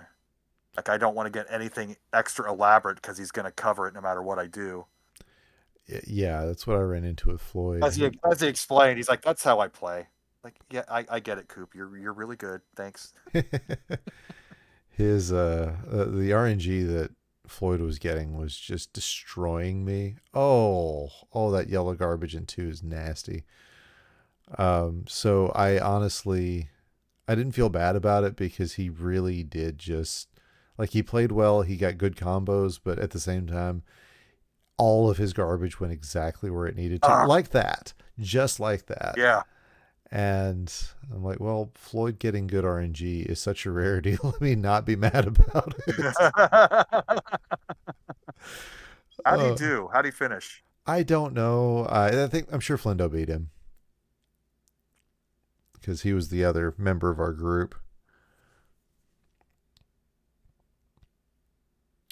The 5th player making it out of immunity threw me off because I was preparing to. There you go.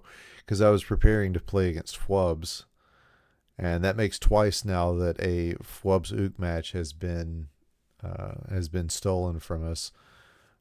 She and I were supposed to play each other during the Lost Speed tournament. And then I forget who was at the top of that group. But I'm making a game of this, by the way. Just saying. You really are. Yeah, absolutely. My distraction tactic is no longer needed. I know. Mostly just trying to Keeping it distract you. past midnight. Oh, that was risky. What am I doing? I'll tell you what you're not doing, and that's that twice. Oh, you gonna go for it? Yay. Oh. Oh. Why? I don't know. I was thinking maybe you're going to work on that horizontal on the blue in 2. I'm so goal posted right now. He's not looking great, but it's too constricted. Yeah. Like I have to literally steer every piece around the trash. If I make one mistake, I'm topping out. Oh, I see what you're trying to do now. You're trying to get to that yellow, and you just blocked it off. Because I think that yellow is a key point here.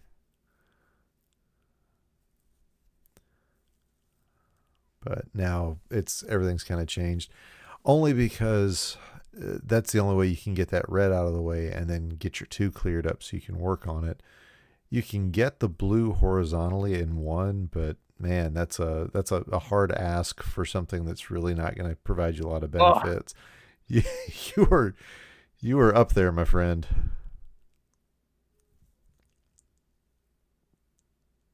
There's a game against Packy our first year that was similar. Like he was winning, but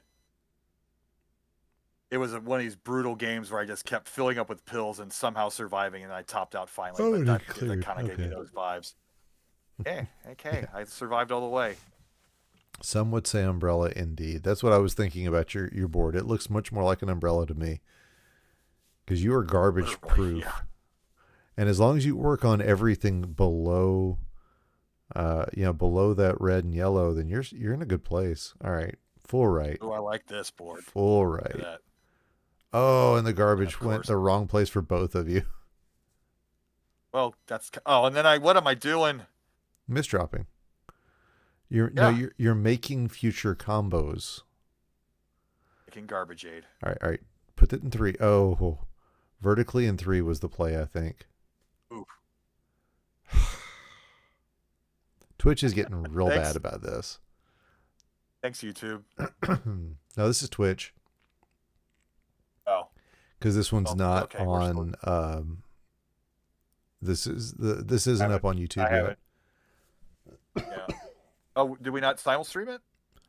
We might have, because this is one, so we probably did.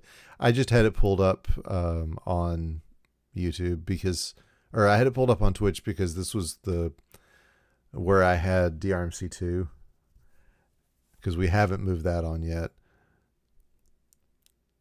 Yeah, it's there, but at this point, I'm just gonna wait. Legos are fun toys to play with your children. Yes, they are. Thank you, Lego, for not sponsoring us. And they outgrow them and have a giant closet full of Legos that they don't want to organize to sell. Oh, am I sharing too much? Is this you or your own child? My own child. Okay.